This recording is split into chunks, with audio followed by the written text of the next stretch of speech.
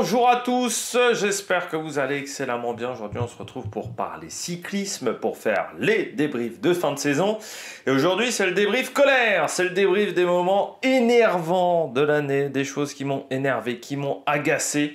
On en a gardé 10 pour faire ce top 10, il y aura quelques mentions déshonorables aussi dans ce classement, mais surtout 10 importantes.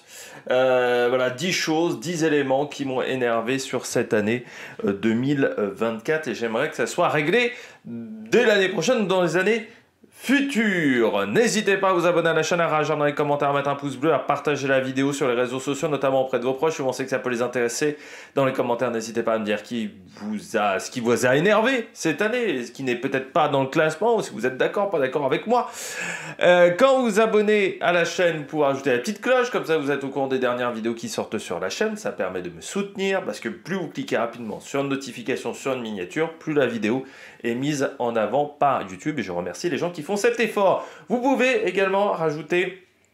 Enfin, si vous avez les moyens, pardon, et que vous voulez me soutenir, vous pouvez également faire un super thanks, mais ça c'est seulement si vous en avez les moyens et que vous voulez le faire. Et puis, je remercie les gens qui se sont abonnés. En ce moment, du côté du Vendée Globe, on a beaucoup d'abonnés. Et je suis en train de manger un poil. C'est très désagréable. C'est ça, des chevelus. C'est pas facile tous les jours d'être chevelu. Bon, on va commencer tout de suite cette vidéo. Alors, les moments énervants, bien entendu, c'est des choses qui sont personnelles. Alors, il y a des choses qui sont également énervants pour vous, mais c'est un classement personnel. C'est des choses qui sont agaçantes, qui auraient pu ne pas se produire si on avait fait différemment, et des choses qui vont devenir très énervantes peut-être dans le futur. Donc c'est plein de petites choses comme ça que je décidais de mettre un petit peu pêle-mêle.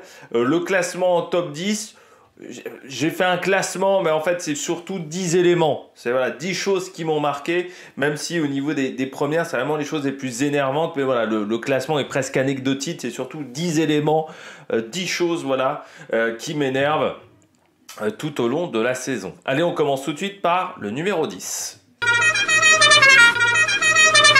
Numéro 10 de ce classement, les cartons jaunes. Ce que j'avais dit dans la vidéo quand j'avais présenté le principe, c'est que j'avais dit, il y a deux possibilités. Soit on va avoir plein de coureurs qui vont se retrouver hors course, soit ça va servir à rien parce que on va très peu les utiliser, vu les critères qui ont été pris en compte, qui sont parfois complètement stupides. Bah, c'est ce qui s'est passé, c'est que complètement inutile, il n'y a aucun coureur qui a été mis hors course au niveau des cartons jaunes. Le seul coureur qui a été mis hors course, c'est, à chaque fois je confonds les deux, mais c'est Formolo sur le Tour de Suisse. Mais il n'a pas été mis en course, il n'a pas été mis hors course avec un carton jaune en plus. C'est ça qui est extraordinaire, c'est qu'il a été mis hors course, il n'y a pas eu de carton jaune. Très peu de coureurs ont été touchés par des cartons jaunes. En fait, le seul moment où ça a vraiment servi, c'est pour AG2R sur la Vuelta. Quand ils ont décidé de bloquer les coureurs qui voulaient prendre l'échappée de manière très violente et qui se retrouvaient hors course. Mais le problème, c'est que pour moi, le directeur sportif, il aurait dû être mis... où ils se sont pris des cartons jaunes, pardon, ils n'ont pas été mis en course, ils ont pris des cartons jaunes. Pour les coureurs, j'étais d'accord, pour moi, ça méritait carton jaune. Par contre, pour moi, le directeur sportif, il aurait mérité d'être mis hors course pendant une journée. C'est-à-dire de ne pas suivre les coureurs, qu'ils aient seulement une voiture pendant une journée pour les pénaliser le lendemain, ce qui, là, n'a pas été fait. En fait, je trouve que ce problème de système de carton jaune, c'est que ça prend trop de critères en compte, notamment des critères qui ne sont pas forcément dangereux. Je pense notamment, il y a des trucs où c'est pas forcément de la faute du coureur. Être poussé par un spectateur, techniquement, c'est carton jaune. Ça, c'est le truc qui m'énervait le plus. Hein. Mais par exemple, vous prenez un bidon hors zone. Alors que quand vous prenez, donc soit dans les 20 derniers kilomètres, soit dans les 30 premiers. Mais ça, c'est plutôt une erreur de l'équipe. C'est pas forcément une erreur de coureur. Voilà, qui peut se faire avoir dans ce genre de situation. Sauf que ça pénalise le coureur. Il y a plein de points comme ça où je me disais, mais en fait, le problème, c'est que à quel moment on va le mettre un carton jaune? Et s'il se prend un carton jaune, ça, imaginons, on aurait pu se retrouver quand même avec un coureur hors course parce qu'il est poussé 2 fois par un spectateur sur 2 étapes différentes. Si on avait vraiment respecté le règlement à la lettre. Ce qui aurait été complètement débile. Donc ce qui fait qu'on n'a pas respecté le règlement à la lettre. Mais alors dans ce cas-là, ça sert à rien. Donc les cartons jaunes n'ont servi à rien. En gros, ça n'a servi à rien sur l'année. Est-ce que ça a renforcé la sécurité? Non. Est-ce qu'une fois qu'on les a mis en place, j'ai senti que les courses étaient plus sécuritaires ou qu'il y avait moins de débordements? Non.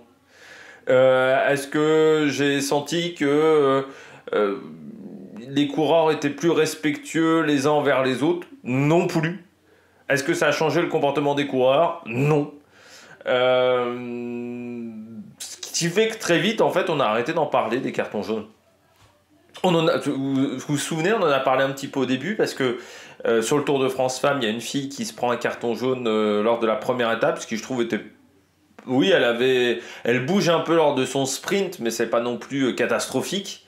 Mais bon, ok, pourquoi pas, on lui met un carton jaune. Donc je me disais que là, ça allait être plutôt sévère. Sauf que très vite, on a arrêté d'en parler. Alors il y a eu le jour de AG2R sur la Vuelta. Et après, voilà. C'est-à-dire que quasiment pendant toute la saison, enfin toute la deuxième partie de saison, parce que ça a été mis en place au mois de juillet, je crois, en août. Sinon, on n'en a pas parlé tout le reste de l'année. Et vraiment, ça m'a énervé parce que ça aurait pu être intéressant si ça avait été bien fait. Moi, je suis partisan d'un permis et pas d'un système de carton jaune. Parce que je trouve qu'un système de permis, c'est plus intéressant. Par exemple, tu pars avec 12 points, 14 points ou 16 points, je sais pas, comme on a en Formule 1 aujourd'hui.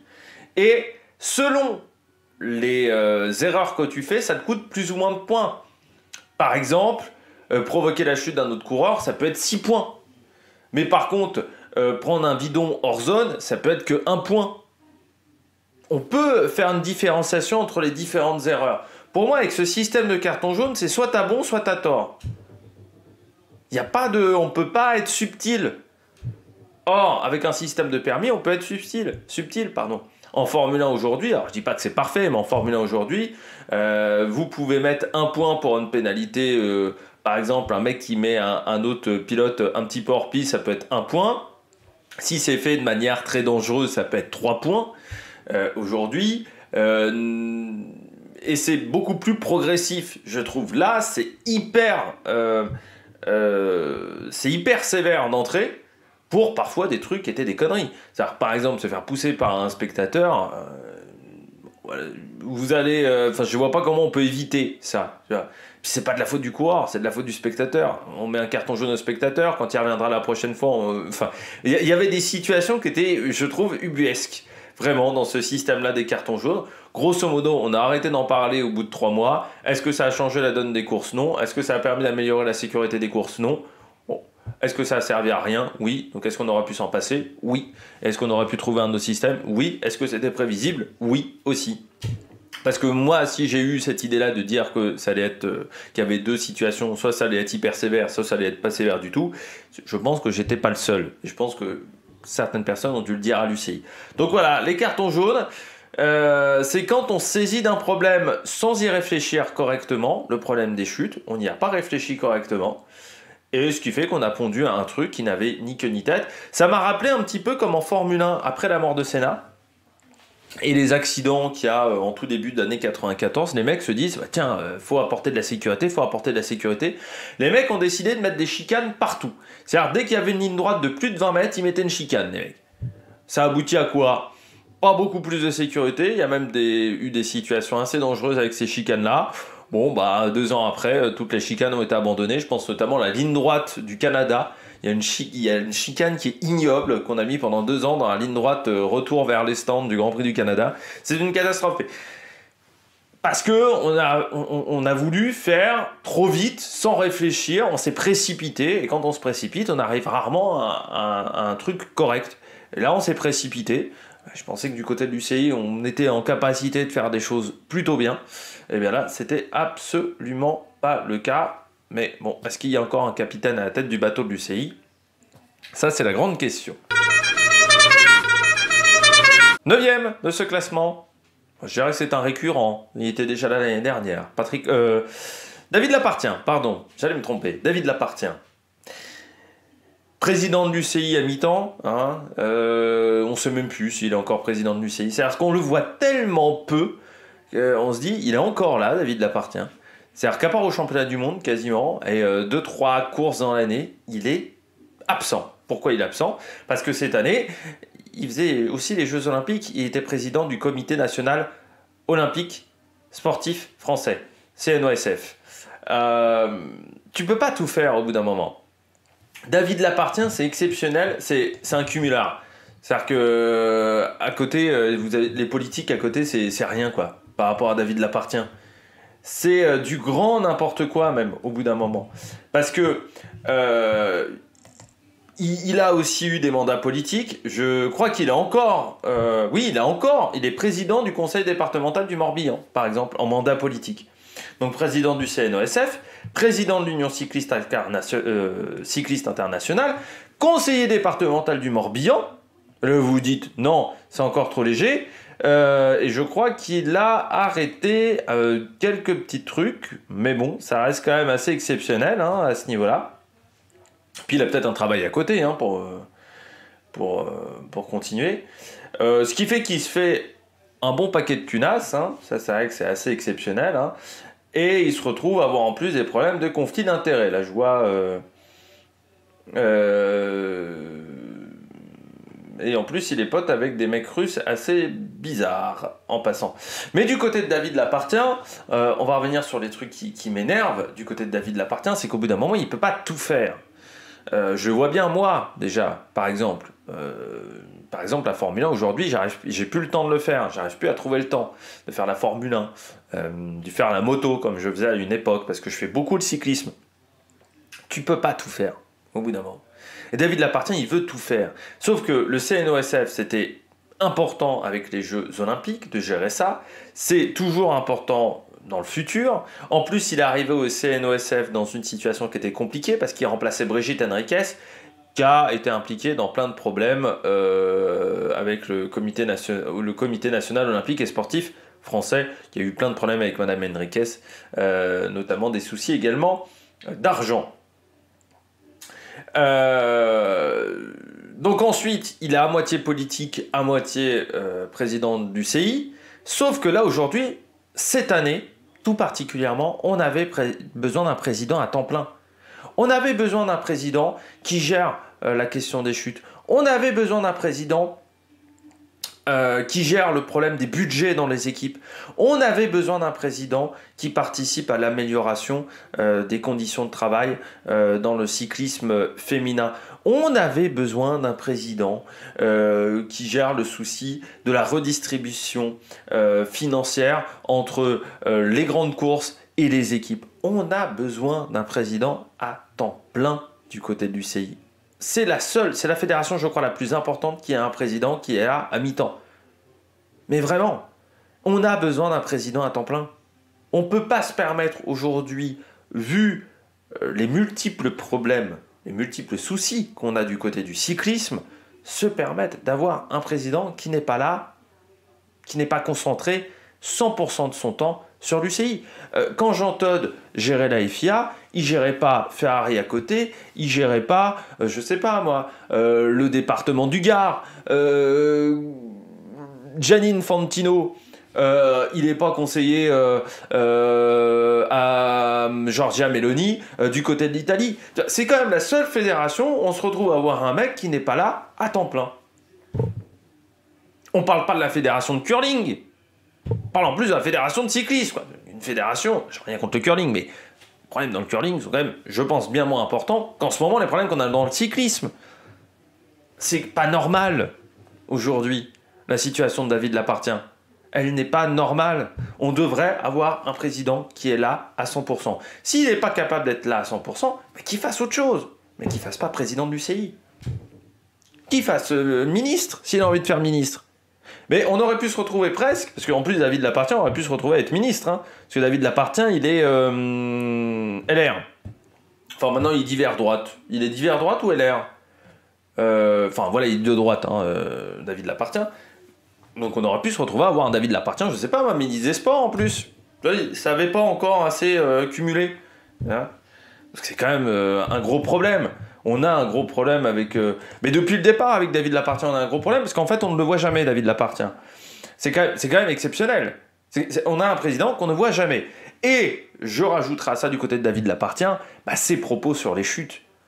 Ça a sorti juste après, je crois que c'était 3 semaines après la chute sur le Tour du Pays Basque, quand il dit 80% des chutes, grosso modo, c'est de la faute des coureurs. Non mais sans déconner. Sans déconner, il y a un moment... Enfin, ça a sorti sa phrase sur les chutes qui intervient 2 semaines, 3 semaines après. Quand il dit que la majorité des chutes, c'est de la responsabilité des coureurs. Ouais, c'est bien, tu clôt le débat, tac, tac. Je crois que cette année, ça n'a pas été le cas, et les années précédentes non plus. C'est-à-dire, quand on dit la majorité des chutes, c'est de la faute des coureurs, non. Et en plus, ça éteint le débat. C'est-à-dire qu'après, ça veut dire que du côté du CI, on ne réfléchit pas à autre chose. Le matériel.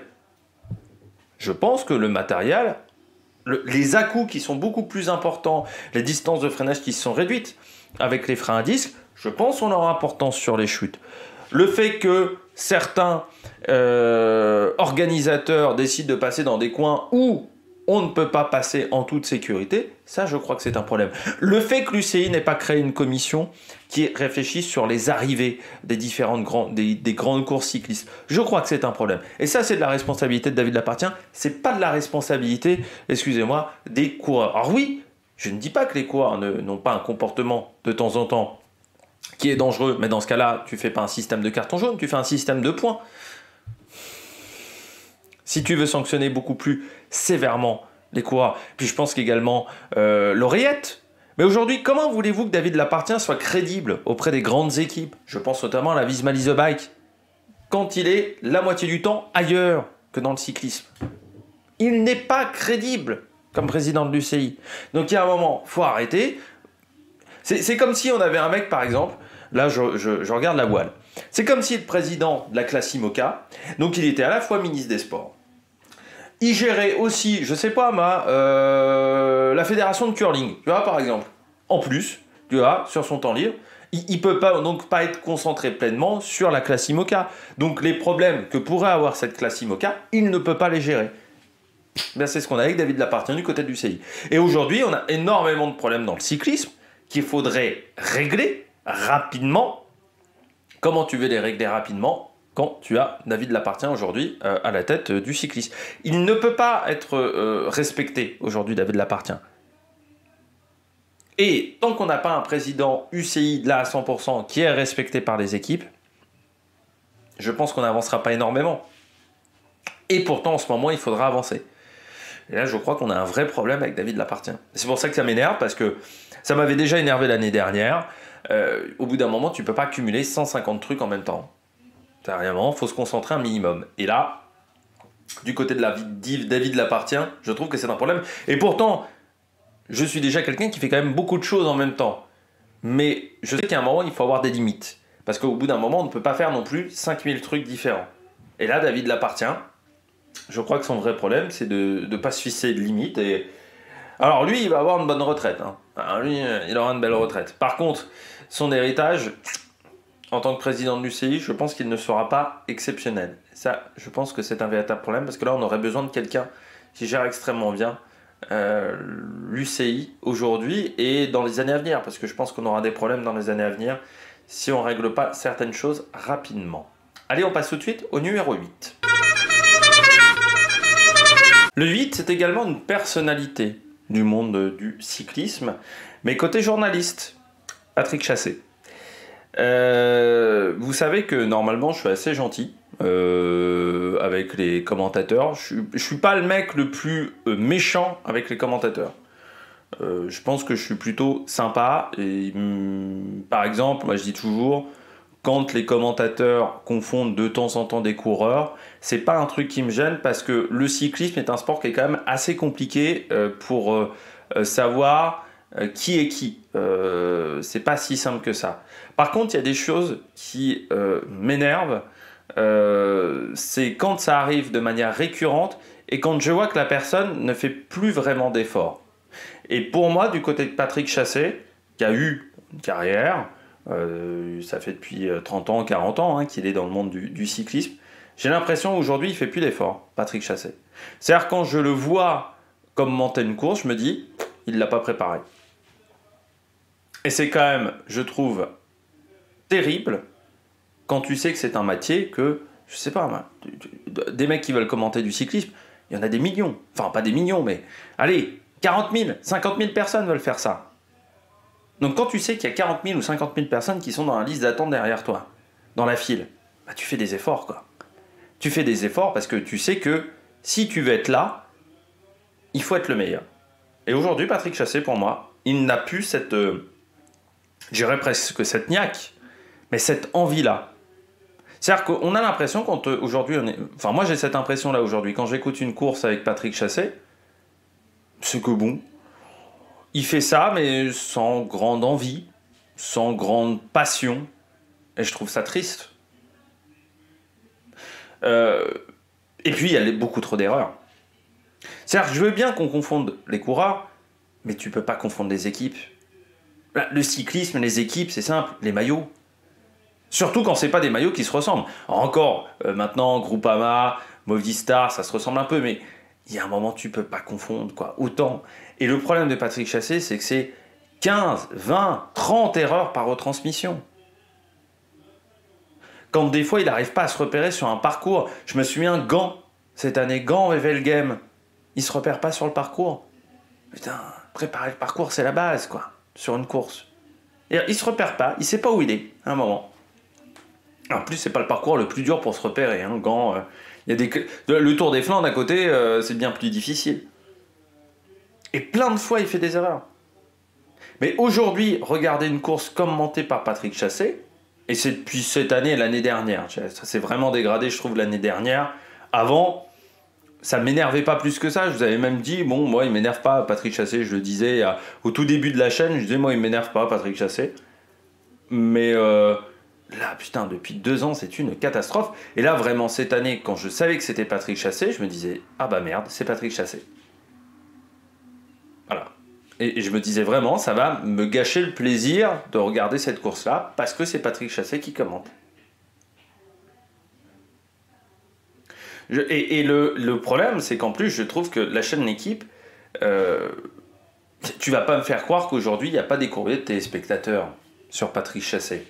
Enfin, vu le nombre d'erreurs, je serais surpris qu'il n'y a pas des mails ou des courriers qui arrivent de manière assez importante à la chaîne L'équipe. Je me dis quand même qu'ils s'en aperçoivent pas, ils regardent pas ce qu'ils diffusent à l'intérieur de la chaîne Équipe, parce que moi, il y a un moment, enfin, le mec fait 40 erreurs par retransmission, enfin, je le vire. Enfin, je m'en fous que ça soit Gérard Roll, je m'en fous que ça soit n'importe quel superstar. Imagine Gilles Boulot fait 40 erreurs par journal. Il présente le journal, il y a 40 erreurs dans le journal de Gilles Boulot. Voilà. Bah, il se fait virer, Gilles Boulot. Bah, pourquoi c'est pas le cas avec Patrick Chassé? Si le mec il fait même pas d'efforts, quoi. Il y a un moment, t'as l'impression qu'il fait plus d'efforts, Patrick Chassé. C'est-à-dire, j'ai l'impression que des fois il se pointe, voilà, il prépare la course 1 heure avant, et voilà. C'est quand même devenu exceptionnel. Enfin, quand il commente une course, c'est une catastrophe le nombre d'erreurs.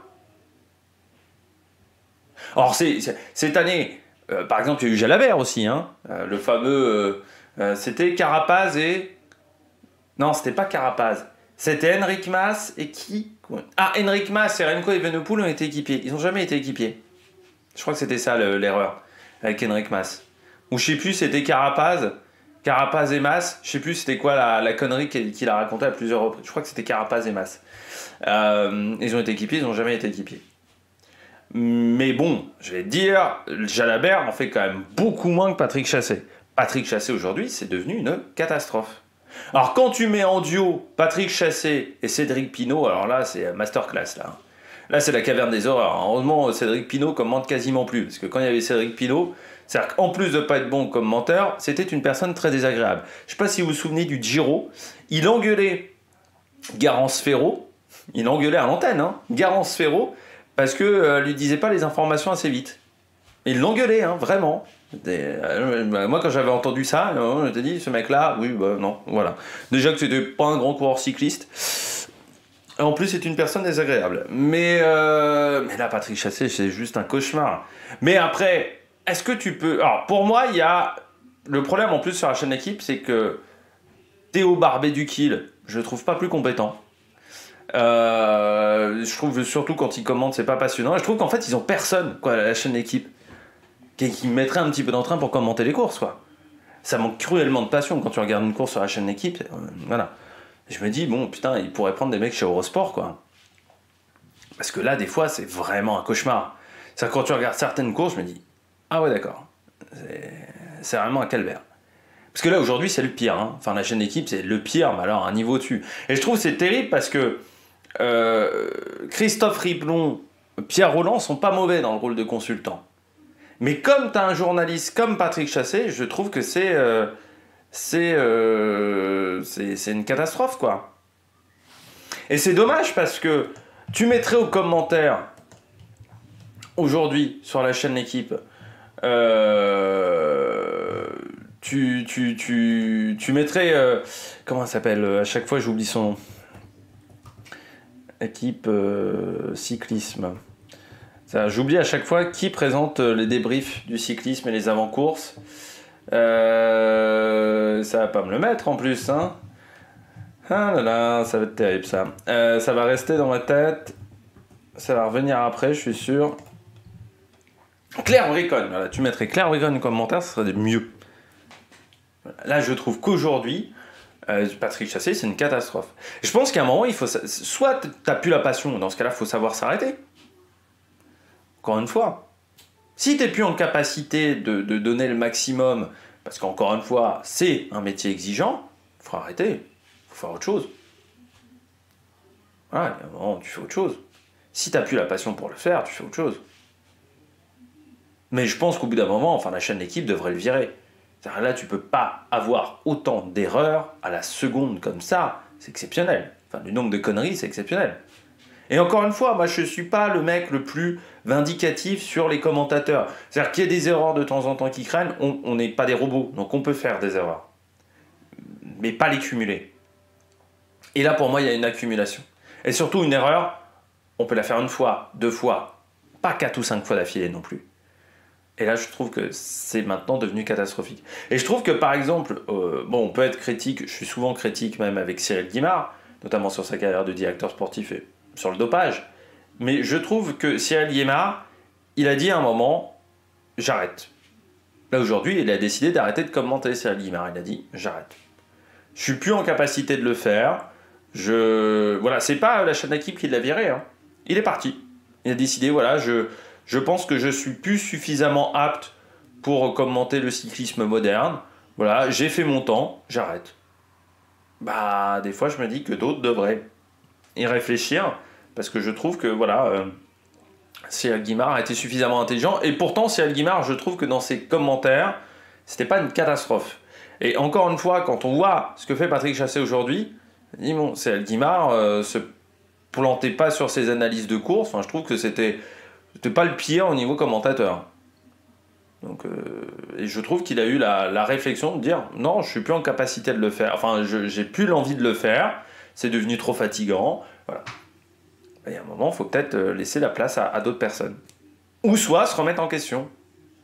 Et se remettre dedans. Mais bon, on verra en 2025, mais en 2024, entre 2023 et 2024, il n'y a pas eu beaucoup d'évolution du côté de Patrick Chassé. Et moi, vraiment, des fois, j'avais envie de lui mettre une tarte à travers la télé, quoi.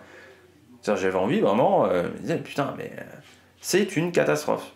Enfin, là, en termes de commentaires, c'est une catastrophe. Donc, à un moment, il faut se ressaisir. Bon, on passe tout de suite au numéro 7. En numéro 7, la communication de la Visma. Je trouve que la communication de la Visma est souvent catastrophique, surtout depuis 2 ans. Alors ce qui est quand même assez exceptionnel, c'est que c'est dirigé par un ancien journaliste. Donc, normalement, en termes de communication, il devrait être au top. Et je trouve que la communication de la Visma est catastrophique. Quand ils s'attaquent à la Groupama FDJ, alors qu'ils sont déjà pas appréciés, je me dis, putain, vous cherchez vraiment la merde, quoi. Vous cherchez vraiment à être détesté. Il y a 1 an et demi, là, quand ils disent, oui, nous, on travaille mieux que la Groupama, enfin, que des équipes qui boivent, enfin, tu sais, qui prennent de l'alcool après les étapes ou ce genre de choses. Déjà, quand je vois ça, je me dis, oh, les mecs, fermez vos gueules. C'est pas que j'ai une passion pour la Groupama FDJ, hein. Vous savez, j'ai déjà critiqué Marc Madiot, notamment au Trobro-Léon, quand il n'avait pas distribué des bidons à des coureurs qui n'étaient pas de son équipe. Voilà. J'ai déjà critiqué la Groupama FDJ. Mais Enfin là, putain, c'est vraiment le truc. En plus, c'est le propos un peu par derrière, un peu détestable, un peu dégueulasse, quoi, tu vois. Et je trouve qu'à chaque fois que la Visma communique, c'est une catastrophe.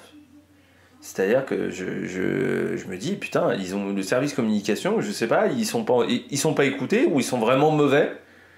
Je me dis, putain, ils sortent des conneries, mais assez régulièrement. Quand ils disent, par exemple, qu'aujourd'hui, grosso modo, faut pas interdire les oreillettes, enfin, faut pas enlever les oreillettes, tu sais que tu te mets à dos 90% des supporters du cyclisme qui voudraient la suppression de l'oreillette. Enfin voilà, les courses, on n'a pas d'oreillettes cette année, c'est les championnats de France, les championnats du monde. On a pris beaucoup de plaisir à regarder ces courses-là parce qu'il y avait peu d'informations. Et que David Lupartien, même ce jour-là, a été réactif, ce qui lui arrive assez rarement, en critiquant le patron de la Visma et en disant on sait très bien pourquoi tu veux garder les oreillettes. Parce que moins il y aura d'oreillettes, moins les équipes dominantes en termes de budget pourront gagner des épreuves facilement. Ça sera plus compliqué, il y aura un petit peu plus d'incertitude dans le cyclisme. On le sait très bien. Et ça a toujours été le cas. Depuis 20 ans, on va interdire les oreillettes. On sait très bien que les équipes qui ne veulent pas qu'on interdise les oreillettes, c'est toujours les équipes qui dominent. C'est pas les équipes qui sont à l'arrière du classement. Mais donc, tu as eu les propos sur l'oreillette, tu as eu les propos sur la Groupama FDJ, même la chute de Vingegaard, ils en ont fait des caisses sur la chute de Vingegaard. Toi, t'avais l'impression que le mec il était à moitié mort, quoi. Mais ils en ont fait des caisses. Enfin, s'il est revenu 2 mois et demi après, c'est que voilà, je pense que le bilan médical qu'on nous avait donné n'était pas vraiment le bon. Mais ils en font des caisses aussi. Tu sens qu'ils veulent tirer sur un storytelling. Tout ce qu'ils font du côté de la Visma, il y a peu d'équipes comme ça qui font des choses à tel point de se rendre détestables. Je crois qu'il y a la Bahreïn qui est à ce niveau-là, ou aussi dans leur recrutement, dans leur manière de faire, ils sont détestables. Mais la Visma, dans leur communication, c'est catastrophique, quoi. Enfin, à chaque fois, je me dis... Quand ils font rien que leur camping-car là, avec des analystes, c'est rien que ça déjà, je me dis, putain, mais ils ont rien compris au cyclisme, quoi. Ils font tout pour se faire détester, la Visma. Mais à un niveau quand même qui est assez dingue, hein. Et encore une fois, je crois qu'il n'y a que la Bahreïn qui essaye à ce niveau-là de faire aussi bien. Mais putain, même le Canoë-Broek, enfin voilà, quand ils l'ont récupéré, ils en ont fait aussi des caisses sur Canoë-Broek en disant oui, l'équipe qui était avant, elle le comprenait pas. Ah, c'est sûr, hein, l'année dernière, il faisait 7ème de la Vuelta, cette année, hop, il était pas là. Mais voilà, il y a tout qui est détestable. Enfin, je trouve que leur communication est détestable. Et c'est peut-être pour ça qu'ils ont mis autant de temps à avoir un co-sponsor l'année dernière. Parce que quand Jumbo est parti, ils en ont chié pour retrouver un co-sponsor. Bah, c'est peut-être à cause de leur communication. Parce qu'au bout d'un moment, moi je suis une entreprise, par exemple je suis une entreprise néerlandaise. Voilà, je suis une grosse entreprise néerlandaise. Certes, le cyclisme, c'est le sport numéro 1. Mais je me dis, est-ce que je veux aller avec la Visma qui, certes, est une équipe qui gagne? Bon, ok, alors, cette année ils ont un peu moins gagné, mais d'habitude c'est une équipe qui gagne. Mais je vais aller avec cette équipe-là, mais qui a une mauvaise image. Donc ça risque de se retourner contre moi. Ou soit je vais sponsoriser l'équipe TDT Unibet, enfin à l'époque je pouvais sponsoriser l'équipe TDT Unibet, ou t'as un mec qui est beaucoup plus sympathique, alors oui, je serai pas invité sur les plus grosses courses, mais au moins en termes d'image, j'aurai une meilleure image. Bah, je me pose sérieusement la question. Ou est-ce que je veux pas plutôt sponsoriser l'équipe Intermarché, qui est une équipe belge, mais tiens, bon, ils mettent quelques coureurs néerlandais, ça va me faire plaisir, et j'aurai une belle image. Aujourd'hui, quand tu essayes de collaborer avec la Visma, c'est un peu à tes risques et périls. Et puis rien que les propos sur Van Aert aussi. Je sais pas si vous avez vu les derniers propos sur Van Aert, là, à la sortie de la Volta, où il disait bah, faut déjà qu'il retrouve la confiance sur le vélo. Mais c'est peut-être parce que le vélo, il a un problème que personne n'a confiance dessus. Enfin, je sais pas pourquoi, mais bon, la Visma cette année, il y a la moitié de l'équipe qui est tombée. Et à un moment, je veux bien qu'il y en ait un qui soit maladroit, deux qui soient maladroits, mais alors 15 coureurs qui soient maladroits, au bout d'un moment, c'est quand même exceptionnel. C'est qu'il y a un problème de matériel. Ah bah non, c'est forcément de la faute des coureurs. C'est jamais de leur faute, de toute façon, la Visma Leasebike. C'est jamais de leur faute, c'est toujours la faute des autres. Bah, cette communication-là m'énerve. Donc ça serait bien qu'il la change. Mais ouais, ça me fait chier. Je suis pas fan non plus de ce que font en communication les autres équipes, mais quand j'entends la UAE, j'ai moins envie de taper sur la gueule des mecs de la UAE que des mecs de la Visma. Pourtant, la UAE, des fois, en termes de communication, bon, ils cherchent. Mais la Visma, c'est vraiment une catastrophe. Je crois qu'il n'y a que la Bahreïn qui arrive à être à ce niveau-là. Alors, la Bahreïn, oui, ils sont détestables. Hein, mais vraiment, la Visma, c'est une catastrophe. J'aimerais ne pas être méchant avec la Visma. Et à chaque fois, ils sortent une phrase, un truc où je me dis, putain, mais à la tête de l'équipe, c'est un branquignol à ce point-là ou... Putain, des fois, je me dis, ils cherchent, hein, la Visma. Ils cherchent pour se faire détester. Allez, on passe en 6. En 6, les écarts de budget. Ouais, je crois que le cyclisme est en train de mal tourner au niveau des budgets. Et il y a un moment, il va falloir légiférer énormément là-dessus. Parce qu'on se retrouve à avoir un cyclisme à 2, 3, 4 vitesses. Je ne sais même pas combien on a de vitesses d'écart là maintenant. Mais aujourd'hui, 80% des équipes du World Tour ne peuvent pas rivaliser avec les 3-4 meilleures équipes du monde. Enfin, avec les 3 plus gros budgets, grosso modo. Et ça, c'est un vrai problème. C'est-à-dire qu'aujourd'hui, on a UAE Visma, Red Bull qui part un petit peu dans la même idée d'augmenter ses budgets, de gonfler ses budgets. Et aujourd'hui, à l'arrière, vous avez Intermarché qui a du mal à boucler son budget. Et on se retrouve à avoir un monde d'écart. Et ça commence à être compliqué, même le World Tour, d'avoir de la visibilité quand vous êtes dans les 4-5 plus petits budgets du World Tour. C'est-à-dire qu'aujourd'hui, Intermarché, encore une fois, il y a eu Binyam Girmay. Imaginons Binyam Girmay fait 4e du classement du maillot vert et gagne qu'une seule étape. En termes de visibilité, c'est beaucoup moins bien. Et aujourd'hui, en termes de visibilité, ça commence à être compliqué. Et les écarts de budget, pour moi, aujourd'hui, le cyclisme, à part des sponsors qui veulent faire du soft power, donc des pays ou des sponsors qui mettent de l'argent et qui sont pas très respectables, peut-être pour certains, je ne vois pas qui peut mettre chaque année 60 millions d'euros sur la table en perte. Parce que c'est quasiment ça aujourd'hui. C'est-à-dire que UAE, quand ils mettent 60 millions d'euros, comme c'est le cas cette année, à peu près, 60 millions d'euros sur la table, UAE, bam. Ils ont gagné quoi? Allez, 3 millions, 4 millions sur l'année en droit de course. Et pourtant, ils dominent la saison. Hein. Ça doit être ça.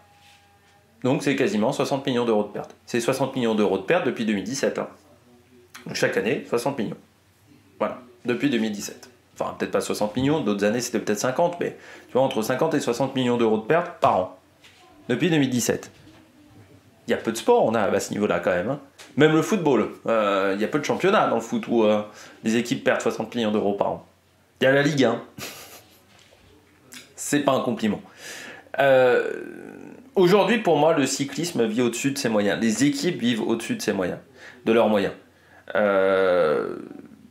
Aujourd'hui, quand on met 60 millions d'euros sur la table, pour moi, c'est pas rentable. C'est pas du tout rentable. Enfin voilà, ça correspond à rien. Et aujourd'hui, donc vous avez déjà c'est le problème d'écart de budget. Ce qui fait que ces écarts de budget, ils ont des impacts ensuite. Mais on a des écarts de budget déjà du côté du cyclisme. Bon, énorme. C'est-à-dire que forcément, une équipe qui a 4 fois le budget de la plus petite ne peut pas rivaliser. Hein. Je veux bien qu'il y ait des petits poussés, mais au bout d'un moment, il ne faut quand même pas déconner. Il y a un moment, tu as besoin d'argent dans le sport. Donc pour moi, les écarts de budget, ça m'énerve. Déjà de ce côté-là. Parce que tout le monde ne peut pas rivaliser avec tout le monde. Donc ce qui fait qu'on commence à avoir des courses où il y a 4-5 équipes devant, et puis derrière, ça la traîne, ça commence à être compliqué. Donc déjà, pour moi, il y a un problème. Deuxièmement, pour moi, on vit totalement au-dessus de ses moyens. Donc pour moi, c'est pas raisonnable. C'est-à-dire, je me dis, combien d'entreprises sont capables de mettre 30, 40, 50 millions d'euros et ne quasiment avoir rien en retour? Ça, c'est pas normal. Alors, je suis d'accord que pour moi, les organisateurs doivent redonner de l'argent aux équipes. Pour moi, il n'y a pas suffisamment de redistribution au niveau des grandes courses entre les équipes et les coureurs. Entre les équipes, pardon, et les organisateurs. Il n'y a pas suffisamment de redistribution, et pour moi, c'est un véritable problème. Mais aujourd'hui, 60 millions d'euros, de toute manière, même si tu t'améliores la redistribution, il n'y a jamais un organisateur qui pourra, même 3-4 organisateurs qui pourront donner 60 millions d'euros à une équipe. Jamais de la vie. Le cyclisme ne génère pas suffisamment de revenus pour avoir ces budgets-là. Ça, c'est clair et net. Les écarts de budget aussi, parce qu'on a des écarts de situation entre les pays. Et pour moi, il faudrait régler ça. C'est-à-dire qu'aujourd'hui, en France, quand un coureur est salarié, 50% de son salaire, c'est des charges. Grosso modo. Donc il y a 50% du salaire qui part en charge. En Belgique, c'est à peu près similaire. Je crois qu'il y a 1% d'écart entre la Belgique et la France. Par contre, déjà Red Bull, il n'y a plus de charges. Pourquoi? Les coureurs ne sont pas salariés, ils sont auto-entrepreneurs. Donc grosso modo, ils n'ont aucune charge. Déjà. UAE, bon bah là de toute manière, ils sont auto-entrepreneurs ou coureurs, ça pose pas de problème. Déjà, il faudrait qu'il y ait un statut. Les coureurs doivent être salariés des équipes. On ne peut pas avoir des coureurs auto-entrepreneurs. Ensuite, pour moi, il faut qu'il y ait des charges, même pour équilibrer les choses. C'est-à-dire que pour permettre aux équipes françaises d'être beaucoup plus attractives, enfin d'être plus attractives que des équipes comme UAE, comme Visma, car aujourd'hui, c'est vrai que Groupama ne peut pas proposer un salaire de 6 millions d'euros à un coureur, à n'importe quel leader, parce qu'en charge sociale, c'est trop important. Ça leur coûterait trop cher. 6 millions aujourd'hui de salaire pour le coureur, en réalité, ça coûte 12 millions à Groupama, voire 13 millions. Donc c'est juste pas possible. C'est la moitié du budget de l'équipe. Donc voilà, il y a un moment, il faut être raisonnable. Et ce qui fait que ces équipes-là ne peuvent pas attirer les gros coureurs, parce qu'elles ne sont pas intéressantes d'un point de vue financier. Il y a peu de coureurs qui disent « Ok, moi d'accord, je vais vouloir gagner moins d'argent, mais je serai dans une équipe avec une belle image. » Non, il n'y a quasiment aucun coureur qui veut faire ça. Il n'y a aucun sportif qui sait ça même. C'est pas qu'une question dans le cyclisme. Donc il y a des écarts de budget qui fait qu'aujourd'hui on se retrouve à avoir des écarts de niveau parce que tous les meilleurs coureurs vont dans les meilleures équipes. Et qu'on se retrouve à avoir un déséquilibre au niveau des stars aussi. Mais ça c'est aussi une question de salaire. C'est aussi une question de charge sociale. Et puis les écarts de budget, pour moi, ça provoque des écarts énormes en termes de performance. Déjà en termes de matériel, c'est-à-dire qu'aujourd'hui UAE peut renouveler son matériel beaucoup plus que Groupama FDJ. Forcément, avec du matériel neuf, tu vas plus vite. Je parlais notamment des chaînes. Il faut savoir que les chaînes de UAE, c'est des chaînes qui font 200 km. Voilà, donc tous les jours, ils changent. Tous les jours, quasiment, sur un Tour de France, ils repartent avec un vélo neuf. Mais un vélo quasiment neuf, avec des pièces neuves. Donc des pièces hyper efficaces. Il y a des équipes qui... Total Energy ne peut pas faire ça, par exemple. Ils ne peuvent pas repartir avec un vélo complètement neuf tous les jours. Parce qu'ils n'ont pas le budget. Mais d'un côté, tu as 10 millions d'euros chez Total Energy, de l'autre côté, tu as 60 millions. Ça fait des différences aussi. Et puis, les protocoles médicaux. Et on voit bien qu'on va aller de plus en plus dans une zone grise, parce qu'on a le budget pour aller dans la zone grise. Et qu'en plus, avec un budget de 60 millions d'euros, faut gagner des courses. Imaginons UAE, ils sont 6e ou 7e du classement UCI. Vu le budget qu'ils mettent, il y a un moment, les sponsors vont dire on dégage tout le monde. Il y a une pression des résultats, forcément. Donc la pression des résultats provoque on dévie vers la zone grise de plus en plus. Et si on veut arrêter que les équipes dévient vers la zone grise, faut peut-être réduire les budgets. Pour moi, budget capé. Je pense qu'aujourd'hui, un budget à 25 millions d'euros, c'est raisonnable. Aujourd'hui, dans le cyclisme actuel. On s'aperçoit, 25 millions d'euros, pour moi, c'est raisonnable. Ce qui va rééquilibrer les stars entre les différentes équipes, parce que UAE, si tu as un budget de 25 millions d'euros, ils ne peuvent pas garder toutes leurs stars. Donc forcément, leurs stars vont aller dans d'autres équipes. Et oui, ce qui va augmenter le niveau intrinsèque de ces autres formations. Et puis surtout, ça évitera d'utiliser trop de méthodes médicales qui coûtent extrêmement cher et qui sont pas toujours très nettes, pour le dire gentiment. Parce que si tu n'as plus que 25 millions d'euros, la machine de monoxyde de carbone qui en vaut 50 000, tu peux plus t'en acheter. Si tu veux pouvoir avoir les meilleurs coureurs. Donc, je pense qu'il faut vraiment avoir des budgets capés dans les équipes, parce qu'aujourd'hui, pour moi, le cyclisme vit largement au-dessus de ses moyens, et qu'en plus, cette dérive budgétaire entraîne une dérive au niveau médical, mais une dérive également au niveau, du matériel. Quand on change de chaîne tous les jours, ça veut dire qu'il faut produire combien de chaînes pour un Tour de France? 21 étapes, 8 coureurs. Ça fait beaucoup de chaînes, hein. C'est pas très écolo pour un sport qui va être plus écolo. Eh ben oui, mais bon, c'est le problème. Donc je pense que si on veut avoir un sport plus écolo, il va falloir bloquer les budgets pour éviter d'avoir ces dérives-là. Parce que sinon on continuera à avoir ces dérives-là et les budgets des équipes vont augmenter de plus en plus. Sauf qu'à un moment, il y a des équipes qui, elles, ne pourront pas augmenter leur budget et on va se retrouver à avoir un crack dans 2 ou 3 ans.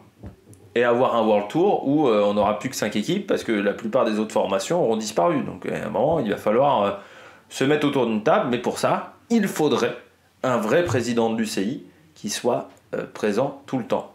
Et c'est là le gros problème du côté de l'UCI. On poursuit. Patrick Lefebvre, numéro 5. Bah oui, bon, Patrick Lefebvre, ça m'énerve. Ça m'énerve, forcément sa sortie sur Marion Rousse et sur Julien Lafilippe en début d'année. On en avait fait une vidéo. J'avais répondu à énormément de commentaires. C'est, je pense, la vidéo. En début d'année, c'était la vidéo qui avait fait le plus de vues, mais c'était, je pense, la vidéo où j'ai dû trier le plus de commentaires désobligeants. J'ai dû dégager le plus de commentaires. Alors, j'en ai pas dégagé tant que ça, parce que je suis quand même sympa au niveau des commentaires. Mais j'ai dû en dégager une dizaine qui disaient des horreurs sur Marion Rousse, ce qui montre qu'en 2024, le machisme est bien présent. Et les propos sont juste dégueulasses, quoi. Enfin, c'est juste ignoble, les propos sur Marion Rousse. Enfin, je conçois pas que quelqu'un puisse avoir des propos pareils sur les femmes en 2024. Tout simplement. Donc, pour moi, déjà, c'est juste ignoble ce qu'il a dit. Donc, ça, voilà. Pour moi, déjà, je trouve que Soudal, Quick-Step, les sponsors auraient peut-être dû essayer de virer Patrick Lefebvre. Parce que pour moi, il ne devrait plus être dans le monde du cyclisme, vu les propos qu'il a eus. Sur Marion Rousse. C'est juste inadmissible. L'UCI aurait dû le sanctionner. L'UCI ne l'a pas sanctionné. Je trouve est incroyable. C'est-à-dire que ça donne quand même une mauvaise image du cyclisme, hein, ce genre de propos. Donc, l'image du cyclisme, l'UCI, j'ai l'impression que des fois ils s'en foutent. Mais, propos de Patrick Lefebvre sur Marion Rousse, ça donne une très mauvaise image du cyclisme, hein, quand même, sur certains directeurs. Je trouve que certains ont pardonné très vite, même, à Patrick Lefebvre. Ensuite, ses propos sur Julien Alaphilippe sont pas plus sympathiques. Et surtout, je trouve que ça donne une mauvaise image de Patrick Lefebvre. C'est-à-dire que Patrick Lefebvre, c'était un peu une légende quand même du cyclisme. Une légende parce que carrière depuis les années 90, parce que sur les classiques flandriennes, il a tout gagné à de multiples reprises. Au niveau des sprints, je crois que son équipe quand même a démontré au fur et à mesure de temps qu'elle dominait le sujet. Mais ses propos depuis 3-4 ans, notamment sur Asgreen, sur Alaphilippe, sur ses coureurs même, hein, sur les Flandriennes, sont juste déplorables. Et ça nuit forcément à sa légende. Et pour moi, maintenant, c'est plus une légende, Patrick Lefebvre. Pour moi, ça faisait partie des légendes du cyclisme. Mais son comportement et ses propos depuis 4-5 ans, pour moi, aujourd'hui, j'ai plus aucun respect pour Patrick Lefebvre. C'est-à-dire, je suis passé de mec où, oui, je pensais que pour moi, on pouvait le mettre dans le... Si on devait faire un Hall of Fame du cyclisme, on pouvait le mettre. Aujourd'hui, non. Aujourd'hui, c'est quelqu'un de détestable. Voilà. Les propos qu'il a sur Marion Rousse en début d'année, c'est inadmissible. C'est inadmissible. Et que l'UCI n'ait rien dit, c'est inadmissible aussi. Et après, il m'a quand même fait marrer Lefebvre. Parce qu'en mai, quand Julien Lafilippe commence à regagner, il recirait les pompes à Julien Lafilippe. Et Julien Lafilippe, il est parti en usant des doigts d'honneur. Il est parti chez Tudor. Voilà, et quand à la fin, ils font une vidéo en mettant Loulou Il dit, les mecs, vous vous souvenez qu'en début d'année, vous l'avez défoncé, Julien Alaphilippe, et même sur les 3 dernières années, vous l'avez bien défoncé, Julien Alaphilippe. Et surtout qu'il reprochait à Julien Alaphilippe son erreur. Son erreur, c'est d'avoir donné un salaire aussi important à un mec comme Kasper Asgreen, à un mec comme Julien Alaphilippe. Il reprochait en fait les mauvais résultats de Julien Alaphilippe et le fait qu'il lui coûtait cher. S'il lui coûte cher, c'est peut-être parce que tu as mal goupillé les choses. C'est que tu n'as pas été suffisamment intelligent pour te dire que Julien Alaphilippe, c'est pas le mec qui gagne 40 victoires par an. C'est pas le mec qui va gagner un Tour de France. Donc tu as peut-être donné un salaire de vainqueur du Tour de France à un mec qui ne gagnerait pas un Tour de France. Il fallait peut-être être plus raisonnable que ça, quoi, il y a un moment. Et tu vois, là au moins, du côté d'Ineos, pourtant j'ai beaucoup critiqué cette année Ineos, je trouve qu'ils n'ont pas fait des communications sur Bernal en lui reprochant à chaque fois son gros salaire. Parce qu'ils sont bien plus intelligents là-dessus. Je trouve que Patrick Lefebvre, et la fusion aussi, la manière dont il a géré la fusion, enfin la potentielle fusion avec Ineos, ça a été une catastrophe. Je trouve, voilà, depuis 4-5 ans, il fait vraiment assez souvent conneries sur conneries. Ses propos aussi sur le cyclisme féminin il y a quelques années, où il disait je suis pas la CAF quoi, de la Belgique, je sais plus, il avait employé le terme, il disait le cyclisme féminin, parce qu'à l'époque Lotte Kopecky, elle voulait avoir une grosse structure autour d'elle, et il avait dit grosso modo, Lotte Kopecky, oui c'est une bonne cycliste, mais en gros je suis pas la CAF de la Belgique quoi. Sans déconner mec, mais... Enfin, Lotte Kopecky, il lui fallait juste des moyens. Voilà. Et il a mis beaucoup de temps avant d'investir dans le cyclisme féminin, hein, avec Engie Insurance. Et il a raté Lotte Kopecky au final. Il doit peut-être s'en mordre les doigts. Mais là, avec Loulou, quand les messages sur les réseaux sociaux, je me suis dit, mais les mecs, non, fermez vos gueules. Vous l'avez poussé vers la sortie à Alaphilippe. Donc oui, il y a un moment, il s'est barré. Il y a un moment, vous avez tout fait pour qu'il parte. Donc, il y a un moment, il est parti. Avec Kasper Asgreen, pareil, vous avez tout fait pour qu'il parte, il est parti. Alors, si l'année prochaine vous avez personne sur les classiques flandriennes, venez pas pleurer. C'est horrible parce que Patrick Lefebvre, c'est un mec qui, sur les sprints, a toujours une tradition du sprint, a toujours eu des sprinteurs de qualité, notamment cette année Tim Merlier. Il a amené Remco Evenepoel et il a découvert Remco, il a réussi à avoir Remco Evenepoel. Il a toujours réussi à former des jeunes aussi, coureurs. Et avoir des jeunes coureurs performants, parfois certaines personnes n'y croyaient absolument pas à ces coureurs-là. Je pense Julien Alaphilippe, il n'y a pas grand monde qui y croyait. Sauf qu'il nuit son image avec ces propos-là. Et je pense que je parlais de Patrick Lechassé, où à un moment je dis, bon, bah, parfois il faut savoir partir au bon moment, ou il faut savoir se remettre en question. Je crois que du côté de Patrick Lefebvre, on est totalement dans cette optique-là. Parfois il faut savoir partir au bon moment. Et je crois qu'aujourd'hui, Patrick Lefebvre devrait s'arrêter au bon moment. Et il a déjà suffisamment nui à son image depuis quelques années. Et je trouve que c'est triste les légendes qui finissent pas très bien. J'en parlais l'année dernière de Peter Sagan, où je disais ces dernières années de carrière, Peter Sagan nuise un petit peu à son image. Bah là, Patrick Lefebvre, ses propos sur les 4-5 dernières années, ça nuit à son image. Et je trouve ça dommageable. Voilà. Donc voilà, Patrick Lefebvre, numéro 5.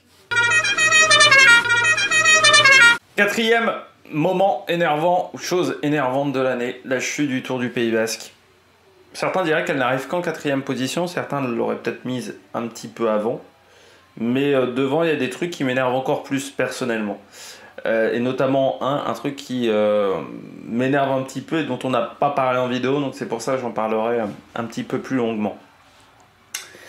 La chute du Tour du Pays Basque, elle m'énerve pour plusieurs raisons.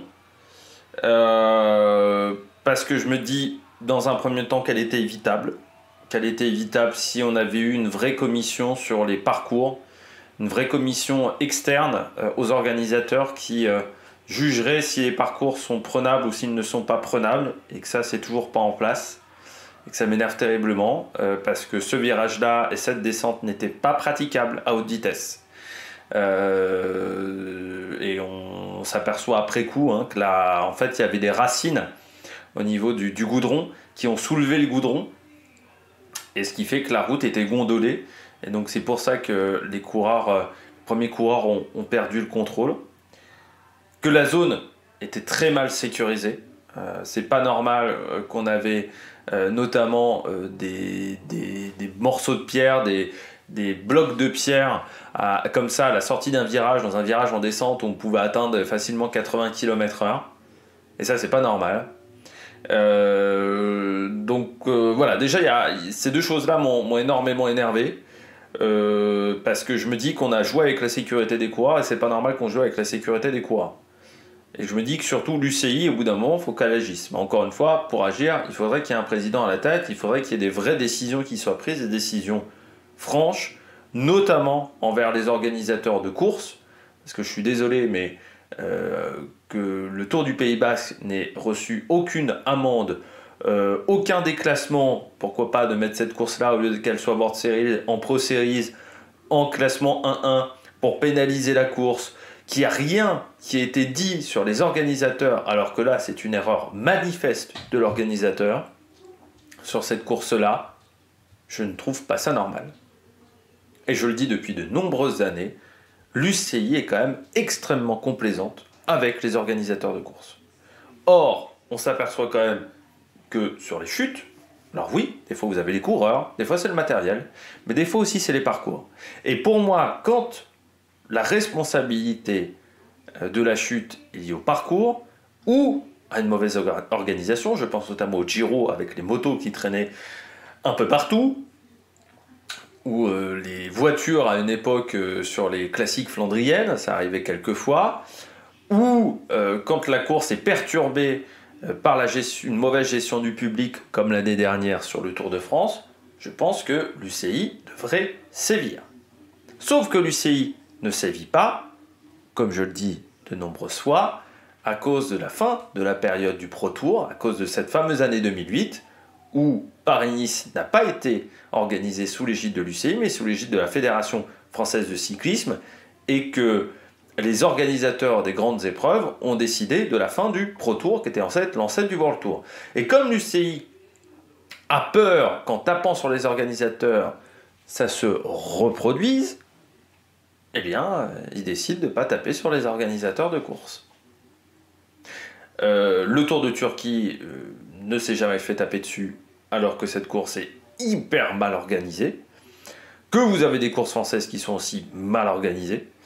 Je pense au Tour des Alpes-Maritimes et du Var, l'arrivée de la première étape cette année qui a été neutralisée, mais en fait, même si elle n'avait pas été neutralisée, c'était juste inutilisable comme première étape. Et on a des gros problèmes d'organisation aujourd'hui. On a des gros problèmes d'organisation sur les épreuves, de point de vue professionnel. C'est pas normal. Mais c'est pas normal que l'UCI ne tape pas sur les organisateurs. Donc ça déjà, ça m'énerve. Parce que là, pour moi, l'organisateur n'a pas bien fait son travail. Déjà, c'est une première chose. Deuxièmement, pour moi, il faut qu'il y ait une commission avec à la fois des anciens coureurs, à la fois des anciens directeurs sportifs, à la fois également des anciens organisateurs de courses, qu'on fasse une commission d'une dizaine de personnes sur les grosses épreuves du World Tour et que cette commission valide ou pas les parcours des différentes épreuves. En termes de sécurité, qu'elles disent là, à tel ou tel moment, il faut rajouter de la sécurité, enlever de la sécurité, voilà, améliorer ou non les choses, et qu'on ait une commission indépendante qui gère la sécurité sur les épreuves et qui dise là, à cet endroit-là, il faut peut-être mettre des matelas. Je pense que ça aurait été intéressant d'avoir des matelas, notamment sur cette chute du Tour du Pays Basque, parce qu'on se souvient que cette chute du Tour du Pays Basque, le caniveau n'est absolument pas protégé. Et je pense que la blessure qu'a eu Vingegaard est aussi due au fait qu'il est tombé sur du béton à 80 km/h sans qu'il y ait une distance de freinage. Le goudron était de mauvaise qualité, mais la sécurité autour de ces virages était de mauvaise qualité, notamment ces blocs de pierre qui n'avaient rien à faire là, qui auraient dû être protégés ou qui auraient dû être déplacés par les organisateurs de la course. Si on revient aussi à la chute que nous avons eue, la chute du mois de mars sur les classiques flandriennes, la chute massive avec Van Aert, Pedersen et autres, à quelques jours du Tour des Flandres, cette chute-là. Là aussi, vous avez un problème sur cette chute-là, avec Van Aert et à travers la Flandre. Là, j'avais oublié le nom de la course.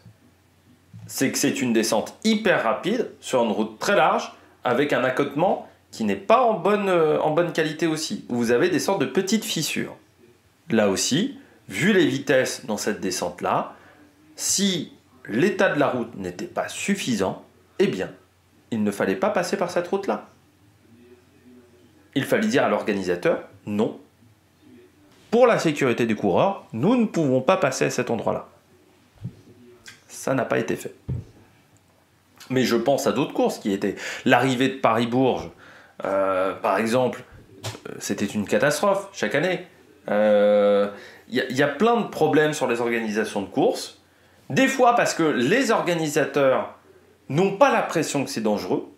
Et c'est pour ça que pour moi, il faut créer une commission indépendante qui gère les parcours, les différentes arrivées, qui disent « Ah ben là, on ne peut pas le faire. Là, c'est trop dangereux.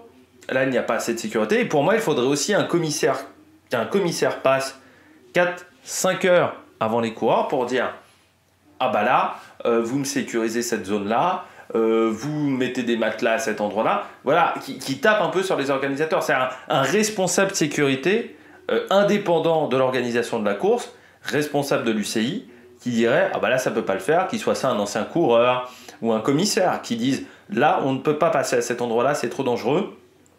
Il faut mettre plus de sécurité à cet endroit-là. Il faut renettoyer la route à cet endroit-là parce qu'il y a trop de gravillons, c'est dangereux. » Enfin, voilà, qui ferait de ce côté-là. Je pense que tant qu'on n'aura pas ça, on passera par des endroits dangereux. Et on aura donc des chutes. Parce que les chutes, c'est pas que les coureurs. Parce que les chutes, c'est pas que le matériel. C'est aussi le parcours. Et on peut éviter beaucoup de chutes. Et je pense que ces chutes-là auraient pu être évitées si on n'était pas passé par ces endroits-là. Et je pense que ces deux lieux-là étaient trop dangereux. Voilà. En Formule 1, à une époque, on roulait sur des pavés, sur le Nürburgring. Enfin, on roulait sur des routes de béton sur le Nürburgring. Puis au bout d'un moment, on s'est dit, tiens, en termes de sécurité, c'est pas top. Puis on a amélioré la sécurité des circuits. Et bien là, je crois qu'en cyclisme, il faut qu'on améliore la sécurité des parcours. Le Tour d'Italie également, cette année. Je pense à la chute qui arrive sur l'étape 4, la chute qui explose la moitié de l'équipe Israël, où vous avez des panneaux qui ne sont pas sécurisés. Mais voilà, il y a eu plein de chutes cette année où pour moi, c'est en premier le parcours, qui est mal sécurisé, et qui provoque des chutes qui sont dangereuses. Donc pour moi, voilà, il faudrait que du côté de l'UCI, on arrive à régler cela. Mais pour ça, il faudrait mettre les moyens et avoir l'envie de le faire, ce qui, je crois, n'est pas vraiment le cas. On préfère plutôt taper sur les coureurs et sur les patrons d'équipe. En 3, sur le podium. Vous allez voir que le 3 et le 2 se ressemblent. Mais il y a quand même une petite différence entre le 3 et le 2. En 3, la réalisation des grandes courses. Je crois que cette année, je n'ai jamais autant critiqué la réalisation des grandes courses. Depuis 3 ans, on a un Tour de France qui est très mal réalisé. 3-4 ans, hein, même, c'est 2020, Anthony Forestier. Ça fait 4 ans que c'est réalisé comme les pieds. Et ça ne s'améliore pas, beaucoup. Parce que on a le Tour d'Espagne qui est filmé comme les pieds, hein, où les caméras moto, t'as envie de dégueuler tellement ça bouge dans tous les sens. Le Tour d'Italie avec des coureurs qui sont filmés de trop près par les motos, ce qui est déjà dangereux pour les coureurs, parce que les motos sont beaucoup trop proches et donc ne peuvent pas s'écarter rapidement, mais ce qui donne également des images de mauvaise qualité, et le nombre de fois où on a raté des informations parce que c'était mal filmé. Le nombre de fois où moi, j'apprends que tel ou tel coureur est tombé, pas par les caméras de la course, je pense cette année sur la Vuelta, mais parce que c'est Radio Corsa, parce que c'est un message sur Pro Cycling Stats parce que c'est les commentateurs qui le disent. Ça, c'est pas normal. En fait, la réalisation dans le cyclisme, enfin la réalisation dans le sport, en premier, ce qu'elle doit donner aux téléspectateurs, c'est les informations de ce qui se passe. C'est ça la première chose à quoi doit servir le réalisateur. C'est permettre aux téléspectateurs de comprendre ce qui se passe en ce moment. De lui permettre de comprendre les chutes, les attaques, et cette année, je ne sais plus c'est sur quelle étape, où toutes les attaques, c'était en ralenti. C'était pas en direct parce que les réalisateurs n'arrivaient pas à s'en sortir. Je crois que c'était sur le Tour de France, toutes les attaques au ralenti. Où on doit comprendre tout ce qui se passe à l'écran. Là, aujourd'hui, quand je regarde des courses, des grandes courses, souvent les grandes courses, même plus que les petites, des fois tu comprends pas ce qui se passe. Et des fois il te manque des informations. Je trouve ça déplorable. Voilà.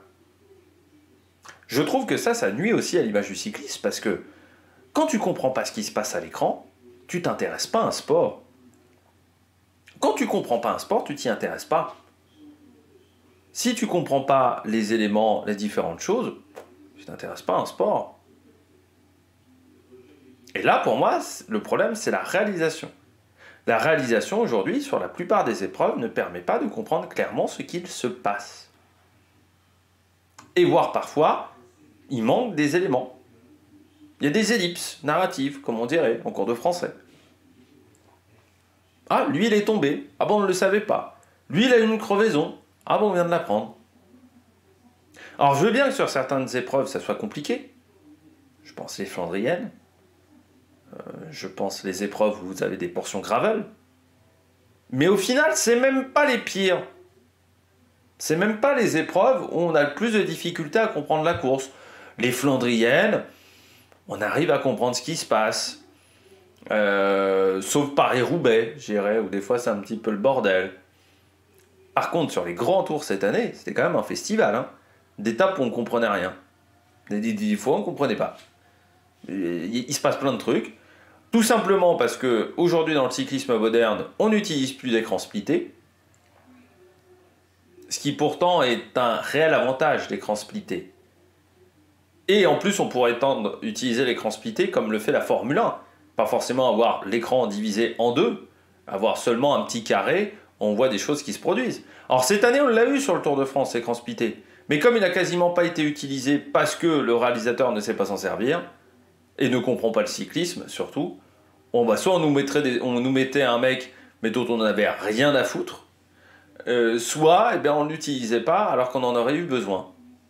Et plein de fois sur le Tour de France, sur le Tour d'Italie, et encore le Tour d'Italie, c'était pas le pire en termes de réalisation, mais plein de fois sur le Tour de France, sur le Tour d'Espagne, sur des grandes courses où je me suis dit putain, mais j'ai envie de baffrer le réalisateur, quoi. Mais vraiment, je me dis, mais qu'est-ce que tu branles? Mais montre-nous ça, montre-nous ce qui se passe derrière. Eh ben non. C'était pas possible. Donc voilà. Et ça m'a énervé.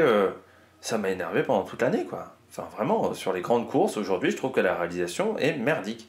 Et la dernière fois, j'ai regardé notamment des anciennes épreuves du Tour de France.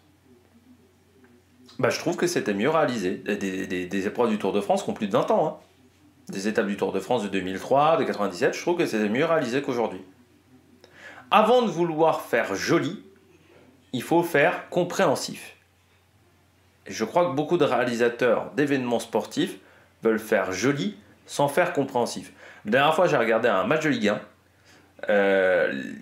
Il y a des moments, le mec ne fait que des gros plans sur les joueurs. Il fait que des gros plans. Mais tu sais pas où tu te trouves sur le terrain. Tu sais pas ce qui se passe en termes d'animation offensive. Non, il a décidé de faire des gros zooms comme ça. Arrêtez avec les gros zooms. Putain, la surutilisation de gros zooms, arrêtez de faire ça. L'objectif de la réalisation dans le sport, c'est de comprendre ce qu'il se passe. Si on ne comprend pas ce qu'il se passe, alors t'as raté ton job. Voilà. J'espère que les mecs retiendront ça quand ils feront de la réalisation de grandes courses. Allez, on passe au numéro 2.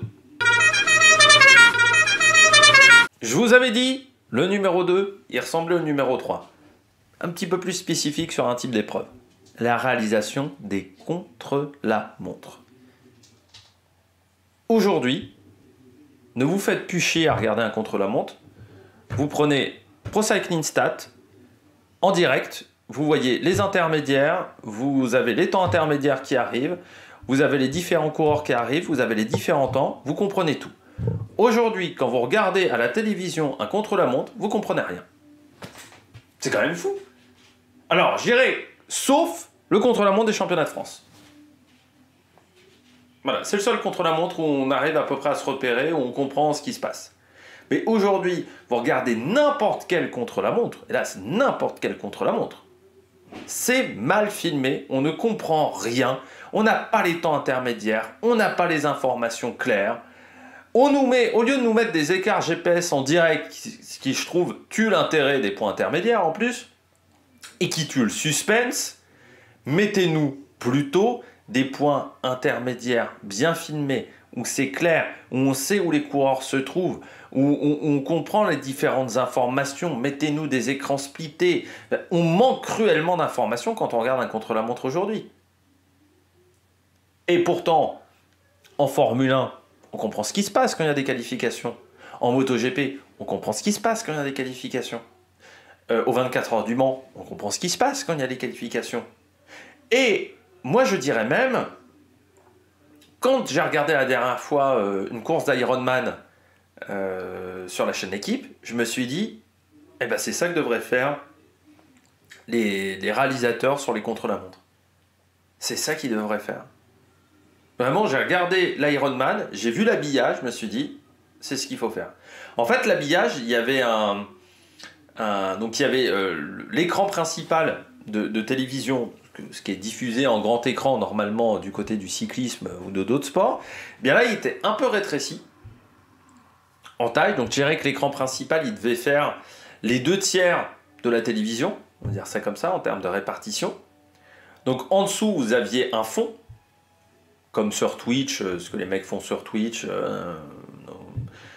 vous aviez un fond. Et sur le fond, en bas, vous aviez le parcours, donc le profil du parcours cycliste, à ce moment-là. Sur le côté, vous aviez les temps intermédiaires. Et ben, je me suis dit, là, on comprend tout. Ben, pourquoi on ne fait pas pareil dans la réalisation des chronos? C'est-à-dire avoir l'écran principal sur 2/3, okay, où tu as les informations du chrono du coureur et du nombre de kilomètres que le coureur a encore à parcourir. Sur le côté, en tableau, les différents temps intermédiaires, le top 10 sur chaque temps intermédiaire. Et puis en bas, pourquoi pas, les différents coureurs sur le parcours, pour savoir où ils se trouvent. Ou, je ne sais pas, en termes d'information, les temps intermédiaires, je ne sais pas quoi, mais qu'on comprenne beaucoup plus de choses, quoi. Là, aujourd'hui, vraiment, quand je regarde un contre-la-montre, à chaque fois, je suis obligé d'avoir mon téléphone avec Pro Cycling Stats. Si je n'ai pas ça, je ne comprends rien.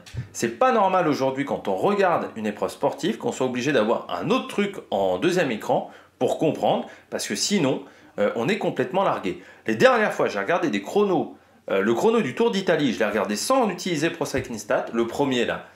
Je ne comprenais rien. C'est-à-dire qu'on me filmait les paddocks de départ. Alors ça, on me les a bien filmés, les paddocks de départ. Hein. On me les a filmés 140 fois. Par contre, ça, j'ai vu l'échauffement de Pogacar. Je l'ai vu, l'échauffement de Pogacar. C'était parfait. Par contre, ce qui se passait sur la route, absolument rien. Bon. C'est pour ça aujourd'hui que les gens n'aiment pas regarder des contre-la-montre. Et c'est pour ça qu'on a de moins en moins de contre-la-montre sur les grandes courses, parce qu'on ne sait pas les filmer. C'est ça le vrai problème. Les gens ont l'impression que c'est chiant un contre-la-montre et de ne rien comprendre parce que c'est mal filmé et qu'on n'a pas les informations. Eh bien, donnez les informations sur un contre-la-montre. Et faites simple. Voilà, faites simple, mais que ça soit compréhensible. Aujourd'hui, vous faites compliqué et c'est pas compréhensible. Ben, faites simple. Voilà, faites simple. Concentrez-vous pour faire simple. Et je crois que c'est vraiment ce que je voudrais mettre en avant dans cette portion-là sur la réalisation des grandes courses. Faites simple, mais compréhensible pour le public. Et aujourd'hui, un contre-la-montre, c'est pas compréhensible. Et n'importe quel contre-la-montre, vous prenez n'importe quel contre-la-montre, à part le contre-la-montre des championnats de France. Mais pourquoi c'est compréhensible, le contre-la-montre des championnats de France? vous avez les temps intermédiaires sur le côté, avec le classement des 3 premiers sur les temps intermédiaires sur le côté. Bah, si Eurosport est capable de le faire sur les championnats de France, pourquoi les autres ne sont pas capables de le faire? Hein? Et à un moment, il faut quand même se poser les bonnes questions. Et moi, je me dis vraiment, la dernière fois, je suis tombé sur l'Ironman et je me suis dit, ah mais c'est ça que le cyclisme doit faire. C'est vraiment ça que le cyclisme doit faire. Enfin, la base, elle est là. Donc, regardez d'autres sports quand vous faites de la réalisation. Anthony Forestier regarde d'autres sports, regarde ce qu'ils font de bien dans les autres sports et essaye de les d'approprier ça pour le mettre dans le cyclisme. Voilà. Conseil à Antonio Foresta, Anthony Forestier et je ne sais plus comment ça se disait en une autre langue. On avait fait les 3 traductions. Allez, on regarde tout de suite les mentions honorables. Alors dans ce cas-là, c'est plutôt des mentions déshonorables, hein, vous avez bien compris, c'est pas vraiment des mentions honorables. Dans les mentions déshonorables, on commence avec le cyclisme féminin. Bah, je trouve que ça avance toujours pas suffisamment vite, le cyclisme féminin. Il me manque encore beaucoup de choses, et ce qui m'énerve, c'est quand les organisateurs du Tour de France s'autocongratulent, quand beaucoup d'organisateurs s'autocongratulent, alors qu'on est encore très très loin, trop loin des garçons. Et pour moi, c'est le vrai problème aujourd'hui du cyclisme féminin, c'est qu'on doit pouvoir faire mieux, on doit aller plus vite, on doit construire plus vite. Pour moi, j'ai un vrai problème, c'est le kilométrage. J'ai l'impression qu'en termes de kilométrage, je vous dis tout le temps, ça manque de kilomètres, ça manque d'étapes. J'ai l'impression qu'à chaque fois, en fait, c'est parce qu'on veut s'adapter aux petits. On s'adapte aux petits poussés. Parce qu'on dit, oui, mais aujourd'hui, SD Works, ils peuvent le faire, mais pas Saint-Michel-Aubert 93. Bah, dans ce cas-là, invitez pas Saint-Michel-Aubert 93. Enfin, aujourd'hui, le Tour de France, quand ils font leur parcours chez les garçons, ils se disent pas, ah bah tiens, Total Énergie, ils peuvent pas gagner, donc on fera pas le parcours comme ça. Non. Bah pourquoi? C'est la manière dont ils font pour le féminin. Bah ça montre bien qu'il y a un problème. Normalement, le féminin, il devrait être fait de la même manière que les garçons. J'ai l'impression qu'à chaque fois, on regarde, on se dit, ah bah oui, mais eux, ils pourront pas le faire, donc on fait pas. Si on faisait ça à chaque fois pour les grandes épreuves sportives, on n'en sortirait pas. Autant je peux le comprendre quand c'est le Dakar. On s'intéresse quand même aux amateurs en se disant on veut pas que les amateurs les abandonnent au bout de 2 jours. Autant dans le cyclisme féminin, putain, c'est du cyclisme professionnel. Dans ce cas-là, s'il n'y a que 15 équipes qui sont en capacité de faire un tour féminin digne de ce nom, bah n'invitez que 15 équipes. N'invitez pas 25 équipes. Si les dernières équipes elles sont pas en capacité de le faire, bah elles sont pas en capacité de le faire. Mais actuellement, la manière dont on conçoit le cyclisme féminin, c'est qu'on s'intéresse aux petits. Alors c'est bien de temps en temps de s'intéresser aux petits, mais au niveau du parcours, bah c'est aux petits à un moment de se dire, bon bah si je veux gagner le Tour de France, bah il va falloir que je progresse, que j'améliore structurellement et que je fasse mieux. Mais à chaque fois j'ai l'impression qu'on regarde les petites équipes. Bah si on avait fait ça dans le cyclisme ces dernières années, on aurait des parcours de 80 km. Ça veut dire, ah bah oui, mais c'est pour les juniors. C'est comme ça. Et le problème du kilométrage, mon souci, c'est qu'il est là parmi les élites en cyclisme féminin, mais que chez les juniors, c'est la même chose. Hein. Aujourd'hui, en cyclisme féminin junior, on fait des parcours de 70 km, 75 km. Les garçons, ils en ont 110, 120. Bon, bah voilà. Hein. Pourquoi il y a 40 km d'écart également? Là, tu vas pas me faire croire que c'est professionnel. Tu vas pas me faire croire c'est parce qu'il n'y a pas les structures. Non. C'est qu'il y a une autre raison.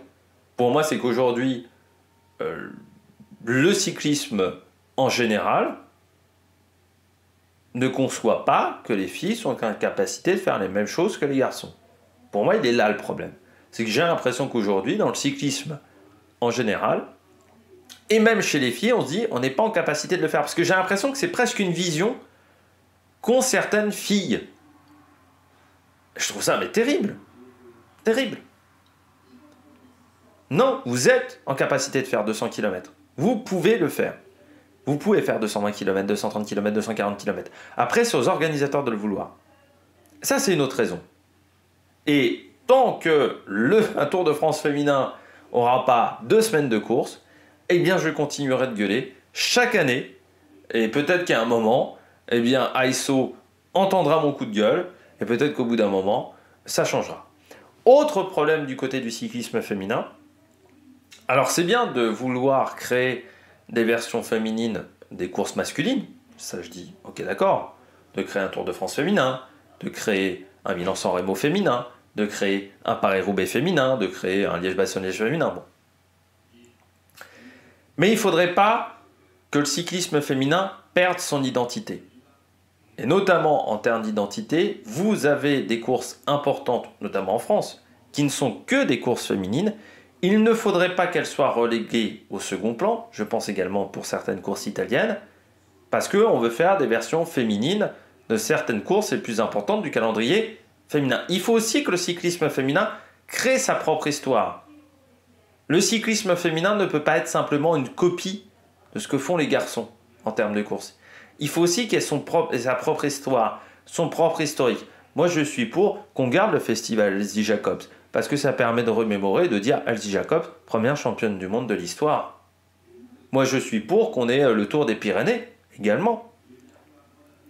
Moi, je suis pour qu'on ait, encore une fois, les courses en Scandinavie.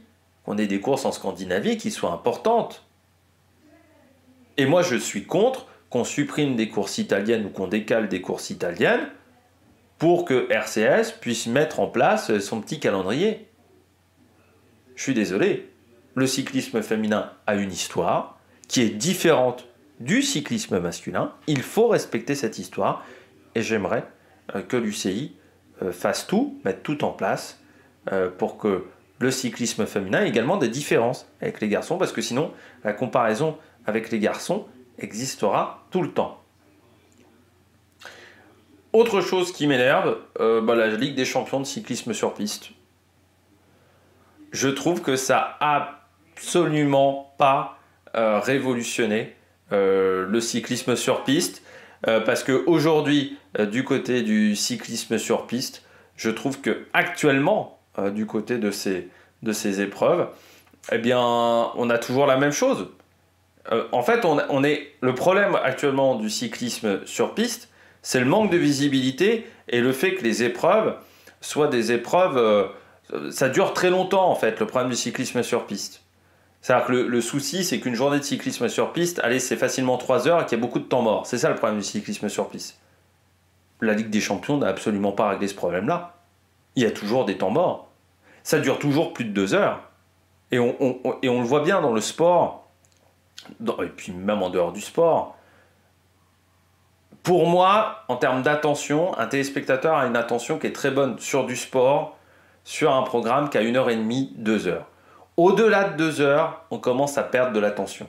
Je le vois, moi, quand je regarde une étape en intégralité, tu vois, au bout de 2h30, 3 heures, tu perds un peu d'attention. C'est pour ça que je ne regarde pas les étapes en intégralité en passant, parce que je veux garder mon attention pour les moments importants de la course. Tant que ça durera plus de 2 heures, plus de 2h10, ça ne sera pas intéressant, la Ligue des champions de cyclisme sur piste. Ce qui m'énerve aussi, c'est le règlement, notamment sur les perdants. En fait, quand les mecs perdent en vitesse, par exemple, sur le tournoi de vitesse, donc finissent deuxième, par exemple, on fait un classement avec les chronos, ce qui n'a aucun sens. T'as été éliminé, t'as été éliminé. Normalement, t'es éliminé en quart de finale, donc voilà, on ne devrait pas avoir des systèmes de chronos. Ça n'a rien à voir avec l'esprit de la vitesse en cyclisme sur piste. C'est la place qui compte, c'est pas le chrono. Sinon, si on veut que ça soit le chrono qui compte, on fait un 200 mètres scratch, puis voilà, on fait un 200 mètres départ arrêté. On se fait pas chier, on fait plus d'épreuves de vitesse. En vitesse, le principe, c'est de gagner. C'est la place qui compte, c'est pas le chrono. Et là, on fait un système où pour les perdants, c'est le chrono qui compte. Donc si tu te retrouves dans une série qui a été un petit peu plus lente, bah tu te retrouves à avoir moins de points qu'un mec qui pourtant a fini 3e, mais qui a été dans une série rapide. Ce qui n'a donc aucun sens. Donc ce règlement m'énerve.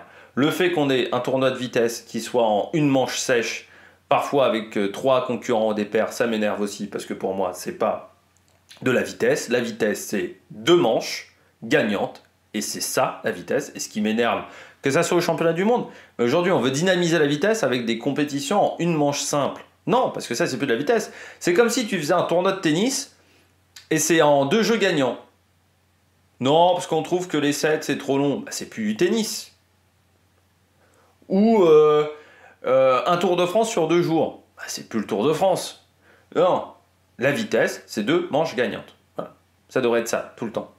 Parce que c'est ce qui permet de faire le sel un petit peu de la vitesse.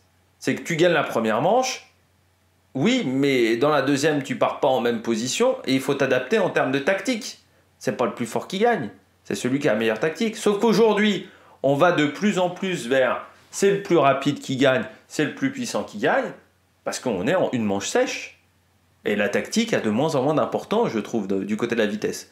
Et encore plus en Ligue des Champions, où, à part la finale, tout se déroule en une manche sèche. Et parfois des manches où t'es 3. Donc ce qui ressemble quasiment à du keirin. Et puis, ce qui m'énerve aussi avec la Ligue des Champions de cyclisme sur piste, c'est le fait qu'on n'ait jamais de variété au niveau des épreuves. C'est-à-dire que sur toute la saison, tu vois du scratch, du keirin, de la vitesse par équipe et l'élimination. Voilà, t'as ces 4 épreuves-là. La poursuite, t'en as jamais. La course au point, t'en as jamais. La tempo race, t'en as jamais. Pour ceux qui aiment les tempo race. Le 1 km départ arrêté, t'en as jamais. La américaine, t'en as jamais. Voilà. Or, le cyclisme plus sur piste, ce qui fait de l'intérêt du cyclisme sur piste, c'est d'avoir plein de variétés d'épreuves. D'avoir plein de trucs différents. Tu as de la poursuite par équipe, de la poursuite individuelle, de la vitesse par équipe, de la vitesse individuelle. C'est pas la même chose. Tu as du 500 mètres, tu as du kilomètre, tu as de la poursuite individuelle, même dans les épreuves d'endurance. Encore une fois, tu as plein de différences. Et pour moi, avec ce format-là de Ligue des Champions, ce qu'on aurait dû faire, c'est d'une épreuve à l'autre. On aurait dû faire 20 participants pour les épreuves de vitesse, 20 participants pour les épreuves d'endurance, mais dans les épreuves de vitesse, à chaque meeting, on aurait dû mettre, tiens, il y a un meeting où on va mettre du côté de la vitesse individuelle et une épreuve de kilomètres. Et puis le week-end d'après, eh bien c'est plus une épreuve de kilomètres, c'est une épreuve de vitesse par équipe où les mecs doivent collaborer les uns avec les autres sans se connaître. Ça pourrait être marrant. Du côté de l'endurance, une fois on fait une course au point et puis avec une poursuite individuelle. Le week-end d'après, on fait une élimination et on fait un scratch. Le week-end encore d'après, on fait une poursuite par équipe avec des mecs qui se connaissent pas et une tempo race. Voilà, on pourrait varier un petit peu les plaisirs d'une épreuve à l'autre. Sauf que non, on fait toujours la même chose. Et en plus, Eurosport avait dit ça va révolutionner, comme d'habitude Eurosport Event, ça ils aiment bien faire ce truc-là, c'est-à-dire de dire ça va révolutionner le monde du cyclisme sur piste, ça n'a absolument pas révolutionné. J'ai l'impression que personne regarde, tout le monde s'en fout.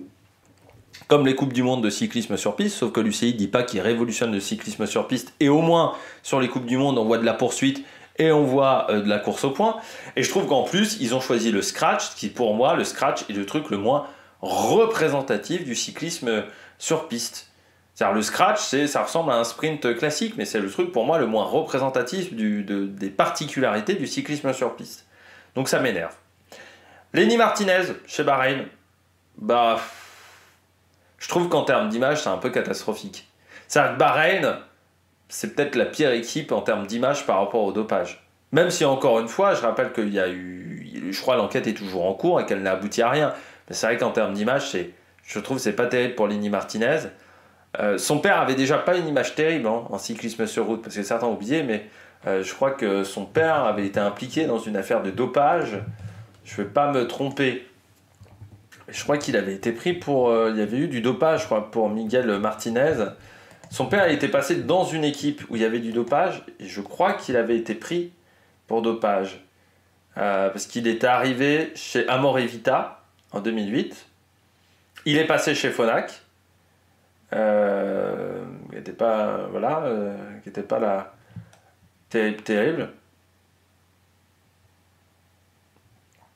Et si je regarde un petit peu, non, j'ai pas de truc de dopage. Mais il a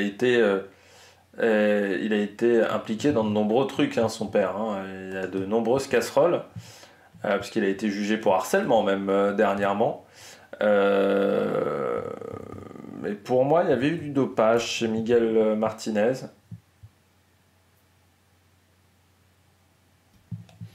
Mais non, j'ai pas l'information. Euh, mais son frère a été pris pour dopage. Donc ouais, c'est bon. Voilà, ça a toujours été particulier. Hein. Ou c'est le grand-père qui avait été. Je sais plus. Il y avait du dopage avec les Martinez pour moi. Donc c'est vrai qu'aller dans ce type d'équipe-là, je trouve qu'il est mal conseillé parce que moi je serais pas allé chez Bahreïn. J'aurais pas été chez Bahreïn parce que pour moi, déjà, t'as pas grand-chose à gagner. Je trouve que l'équipe est mal structurée. C'est une équipe à qui on a mis beaucoup d'argent depuis longtemps et il y a toujours pas eu de grands résultats. Je trouve qu'aujourd'hui, en plus, c'est pas le plus gros budget du World Tour. Et tu sais l'importance du budget en World Tour. Pour moi, il gagnera pas grand-chose d'autre en termes de structure par rapport à ce qu'il avait à la Groupama. Bon, plus de salaire, ok. En plus, il sera pas non plus leader unique parce que tu as Tiberi, parce que tu as Pello Bilbao aussi dans cette formation. Il y a quand même quelques leaders chez Bahreïn. Donc il va falloir montrer des muscles et réussir à faire sa place. Donc ouais, je suis pas sûr que ça soit l'idée du siècle là, d'aller dans cette structure. Donc donc ouais, voilà, ça m'a un peu énervé. Ça m'a un peu déçu en fait. Ouais, j'ai trouvé ça décevant. Et puis la chicane de Paris-Roubaix, pour finir, dans les mentions déshonorables. Vous vous en souvenez de cette chicane? On en a beaucoup parlé. Je trouve que c'était dangereux si on s'était retrouvé avec un vrai peloton. Heureusement que la course était déjà bien décantée à ce moment-là et qu'on avait à peine 20 coureurs. Mais je trouve que ça aurait pu être très dangereux si on avait eu beaucoup de monde. Alors ça a durci la trouée d'Arenberg, ça c'est vrai. Parce que la deuxième partie en faux plat montant s'est retrouvée à être beaucoup plus dure. Mais ce qui fait que ça a décanté la course beaucoup plus loin. Donc ça peut-être aussi, c'est ce qui a fait que je pense que ça a un peu tué le suspense de ce Paris-Roubaix, qui déjà n'en avait pas beaucoup avec Mathieu Van Der Poel, mais ça a encore plus tué le suspense. Parce que ça a durci la course. Et puis, je trouve que même enfin, il y a beaucoup de coureurs qui se sont moqués de ça. Et je trouve que ça montre bien tout le problème qu'on a actuellement dans le cyclisme pour prendre des décisions, on va dire, à l'unanimité, quand il faut changer un parcours, quand il faut annuler une épreuve, quand il faut faire ce genre de choses. Parce que là, quand même, avant le départ, la moitié des coureurs n'étaient pas au courant qu'il y avait eu cette idée du syndicat des coureurs de faire une chicane. C'est-à-dire que voilà, 3-4 jours avant, tu avais la moitié des coureurs qui avaient dit, mais nous, alors tu avais le syndicat des coureurs qui a dit, on a demandé à tout le monde, ils voulaient une chicane, et tu as la moitié des coureurs, notamment Van Der Poel, qui dit, mais nous, on nous a absolument pas demandé.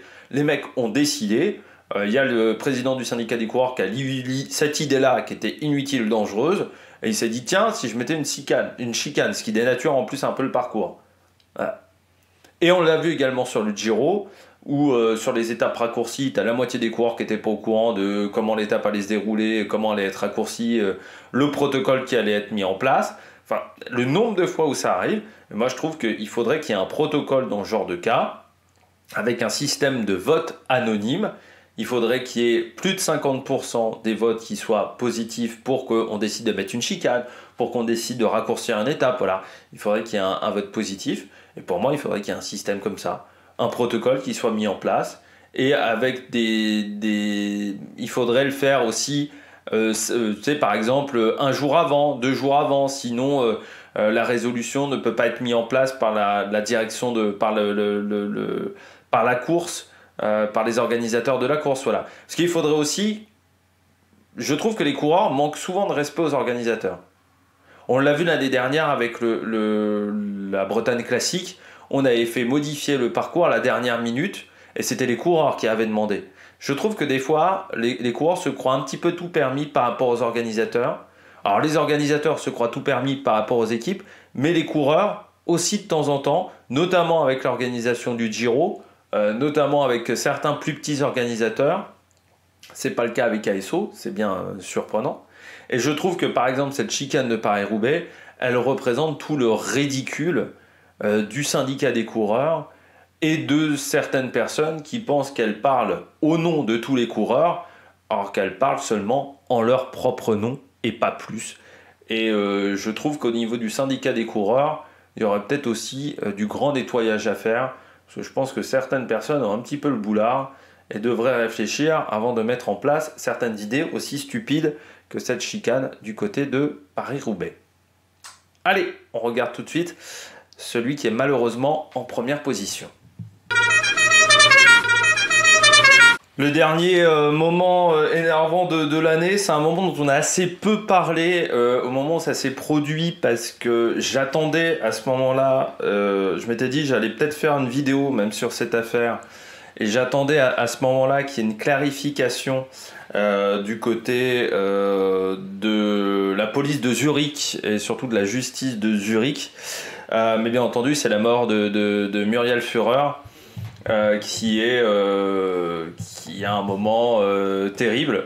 Je vous invite même, si vous voulez continuer à suivre cette affaire sur la mort de Muriel Führer, à regarder, à suivre un journal suisse qui s'appelle Blick, qui est très investi dans cette affaire, et c'est eux qui avaient déclaré, hein, c'est eux qui avaient trouvé l'info comme quoi on avait mis 1h30 à retrouver son corps inanimé.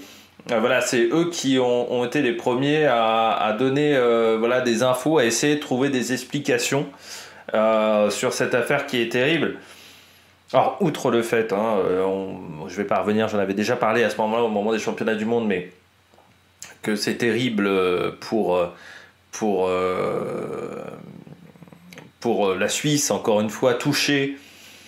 Là en plus c'est vraiment une très jeune fille, elle avait 17 ans, c'était voilà, une fille qui pouvait être vraiment très forte dans les années à venir sur des championnats du monde en Suisse. C'est vrai que la dernière mort c'était Gino Meder dans une course en Suisse, donc c'est vrai que ça a ravivé, et c'était terrible, et c'est terrible pour le cyclisme suisse, et je dirais même pour le futur du cyclisme suisse, parce que je me dis, tu vois, t'es père de famille, mère de famille, d'un jeune enfant qui veut faire du cyclisme, t'es en Suisse, tu te dis mais est-ce que je vais envoyer mon môme au cimetière, quoi.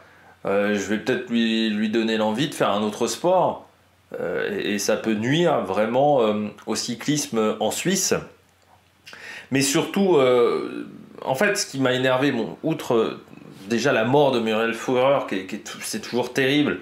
Mais bon, voilà, ça aurait été terrible. De toute façon, la mort, c'est toujours terrible. Pas un truc sympathique, la mort.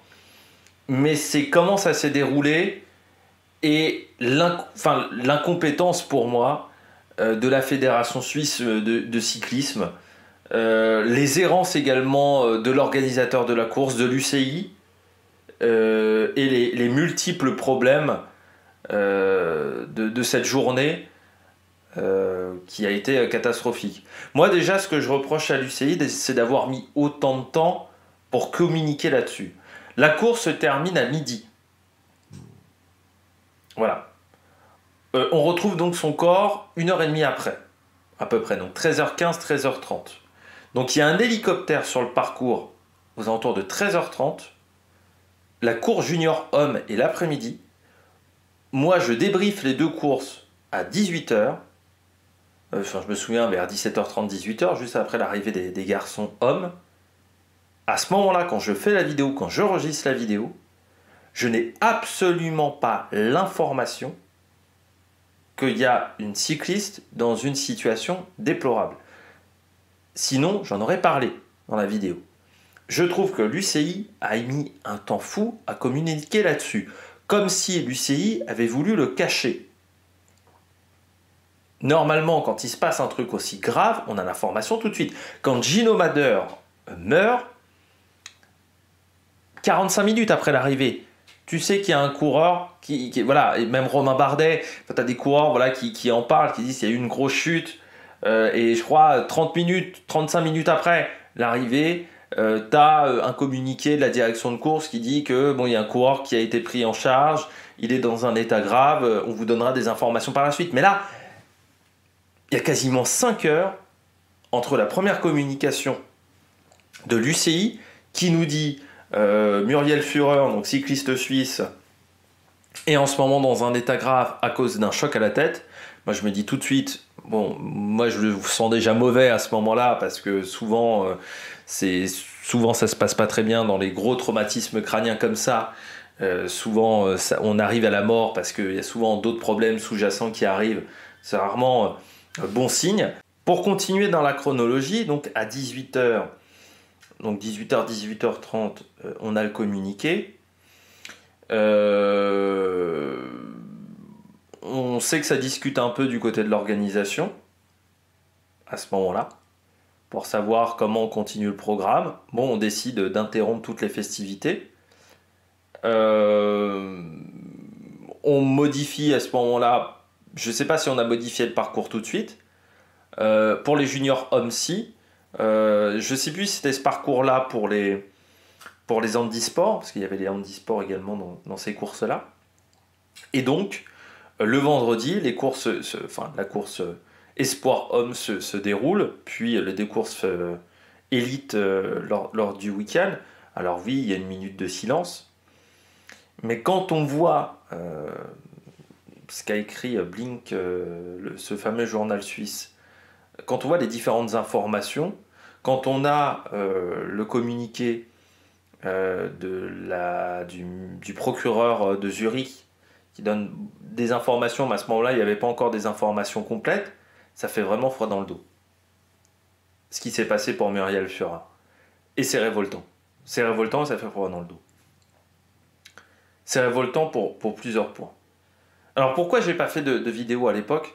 C'est qu'encore une fois, on n'avait pas tous les tenants et les aboutissants. Il y a eu quelques évolutions dans l'affaire, pas énormes, mais il y avait des tenants et des aboutissants. Pourquoi c'est révoltant? Parce que on a mis 1h15, 1h30 à trouver son corps inanimé. On est sur un circuit qui n'était pas très grand, le circuit de Zurich. En plus, c'était pas un circuit qui faisait 30 km. On a mis 1h15, 1h30 à trouver son corps. Et je me dis que si on avait mis moins de temps, est-ce qu'elle serait pas toujours en vie, cette gamine? Est-ce qu'elle serait pas toujours de ce monde? Ce temps-là qu'on a perdu, on sait très bien que c'est primordial dans ce genre de traumatisme, dans ce genre de choc. Comment ça se fait qu'on ait mis 1h30 pour retrouver quelqu'un sur un parcours de 20 km, 22, 23 km, je ne sais plus précisément combien faisait le parcours, mais sur un parcours aussi court? On n'était pas sur un parcours de 40 km, de 50 km. On n'était pas sur une course en ligne. Comment sur un parcours, sur un circuit aussi court, on a mis autant de temps à retrouver quelqu'un qui participait à une course? On n'était pas sur un peloton de 200 concurrentes en plus. Comment ça se fait qu'on ait mis autant de temps? C'est pas normal qu'on ait mis autant de temps. C'est pas normal qu'il n'y avait pas qu'il n'y avait pas de monde à cet endroit-là de la part de l'organisation. Je sais bien qu'on ne peut pas mettre un mec tous les mètres, mais là on savait que la descente était rapide. Je pense qu'on aurait dû mettre beaucoup de monde dans ce secteur-là du circuit. Et encore une fois, c'est un circuit, donc normalement c'est quand même plus facile à sécuriser. C'est quand même incroyable que là, il n'y avait personne de la part de l'organisation. Donc ça, c'est déjà le trou dans la raquette qu'il n'y a personne au niveau de l'organisation. Deuxième trou dans la raquette, c'est du côté du CI. On a mis quand même, je crois, 20 minutes, 30 minutes, 40 minutes avant de déclencher les recherches. C'était beaucoup trop long. Il aurait fallu déjà les déclencher à midi. Peut-être quand on ne l'avait pas vu passer une première fois sur la ligne d'arrivée et que les autres étaient arrivés, il aurait fallu déjà déclencher les recherches à ce moment-là. Je trouve que l'UCI et que l'organisateur ont mis beaucoup trop de temps avant de déclencher les recherches. Et ensuite, et là je trouve ça inadmissible, c'est la Fédération suisse de cyclisme. Les personnes qui gèrent cette équipe-là, junior, doivent être virées sur le champ.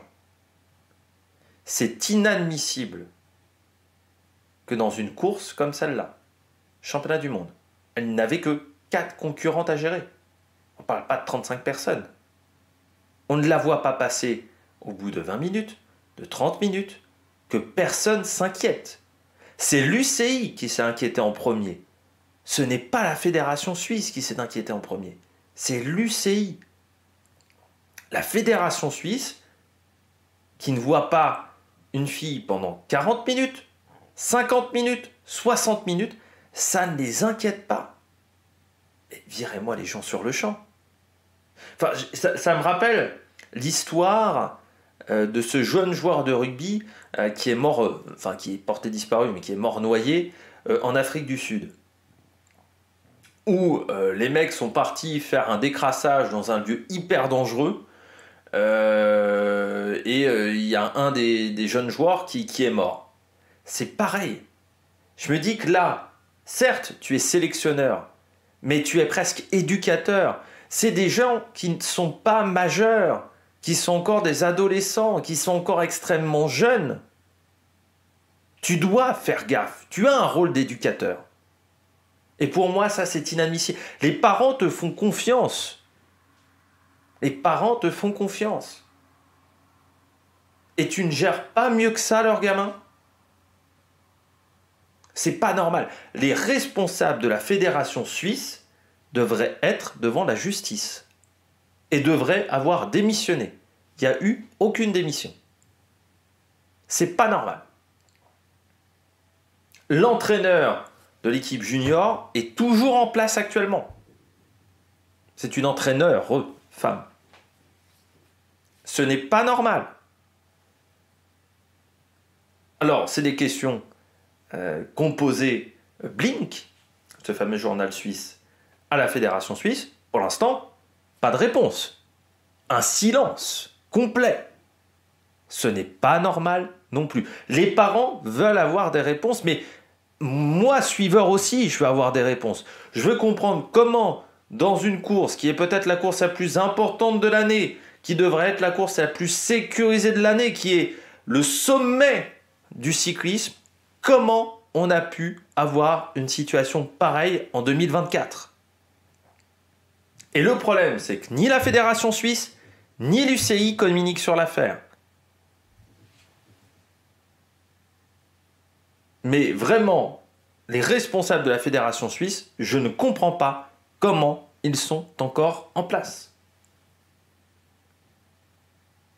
Et du côté du CI, j'aimerais savoir quel protocole différent on va mettre en place sur les prochains circuits de championnat du monde pour augmenter encore la sécurité, pour éviter d'avoir comme ça un trou dans la raquette dans le dispositif de sécurité d'un circuit de championnat du monde. Et là, pour le moment, nous n'avons pas la réponse. Nous n'avons quasiment pas eu de déclaration de David Lappartient, notamment sur ce sujet. Et ça, c'est quand même un véritable problème, je trouve. Alors, les questions qu'on peut se poser, les réponses qu'on peut tenter d'importer sur cette affaire. Un dernier élément énervant aussi, c'est qu'il y a eu des témoins de l'affaire. C'est-à-dire que il y a des filles qui ont vu la concurrente tomber et qui ne l'ont pas signalé et il a fallu, je crois, attendre 2 semaines, 3 semaines pour avoir un témoignage qui est anonyme aujourd'hui d'une concurrente qui a vu la chute.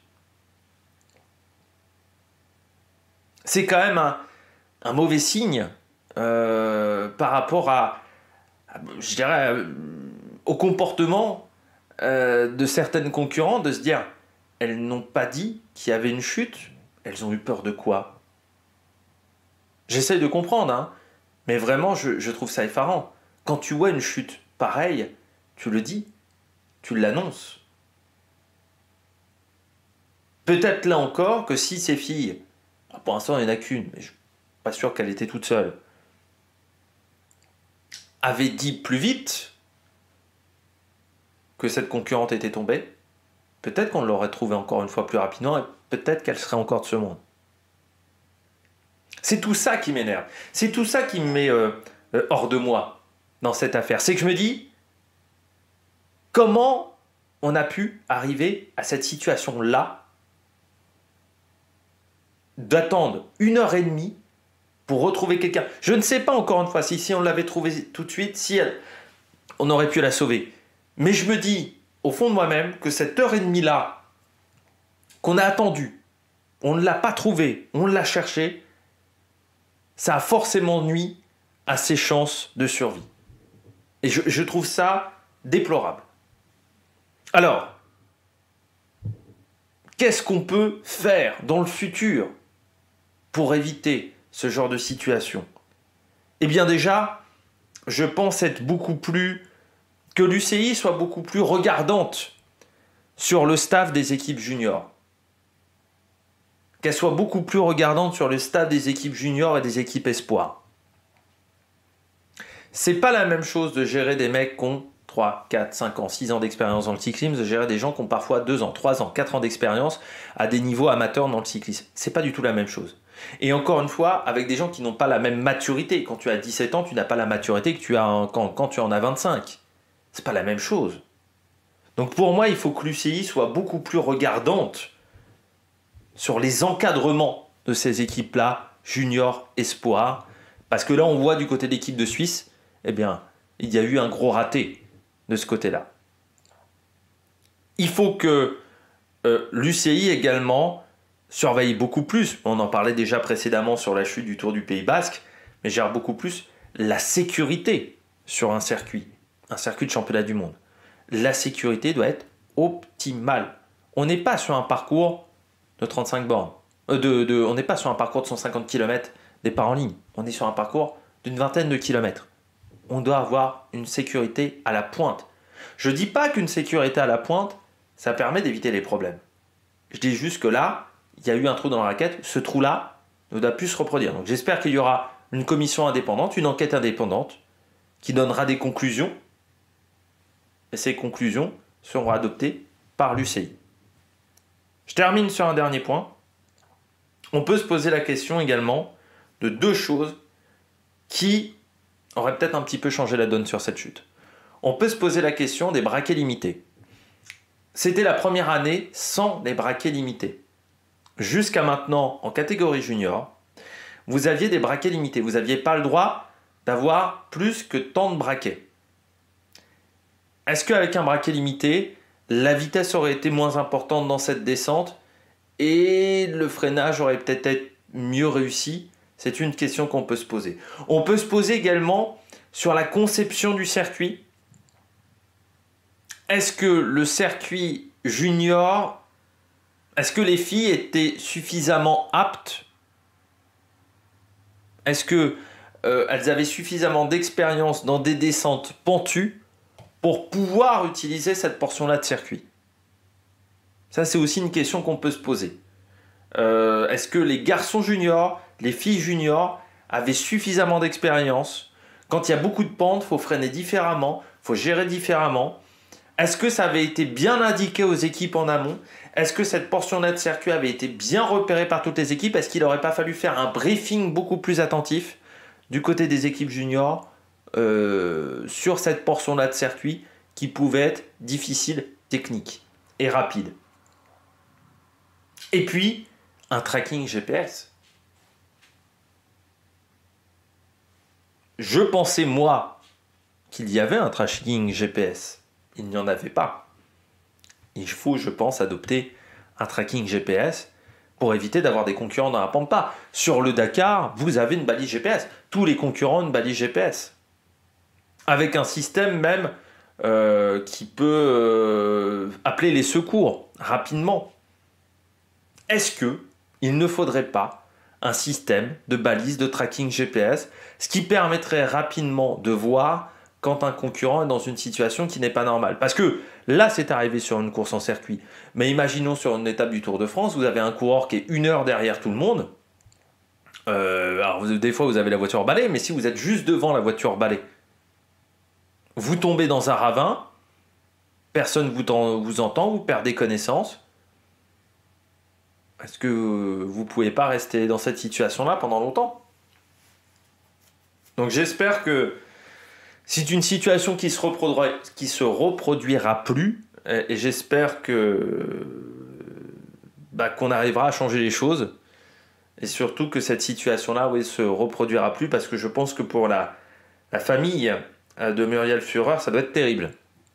Ça doit être terrible depuis ce mois d'octobre, c'est fin septembre, début octobre, où cette jeune fille est morte, et je pense que ils doivent se poser énormément de questions sur ce qui s'est passé et ce qu'on aurait pu modifier du côté de Muriel Führer. Bon, j'espère que vous avez aimé cette vidéo, même si elle ne se termine pas sur une note très gaie. N'hésitez pas à vous abonner à la chaîne, à réagir dans les commentaires, à mettre un pouce bleu. Et puis nous, on se retrouve pour des vidéos qui seront bien plus joyeuses cette fois-ci du côté des top 10 de fin de saison. Allez, ciao ciao sur la Malek Production.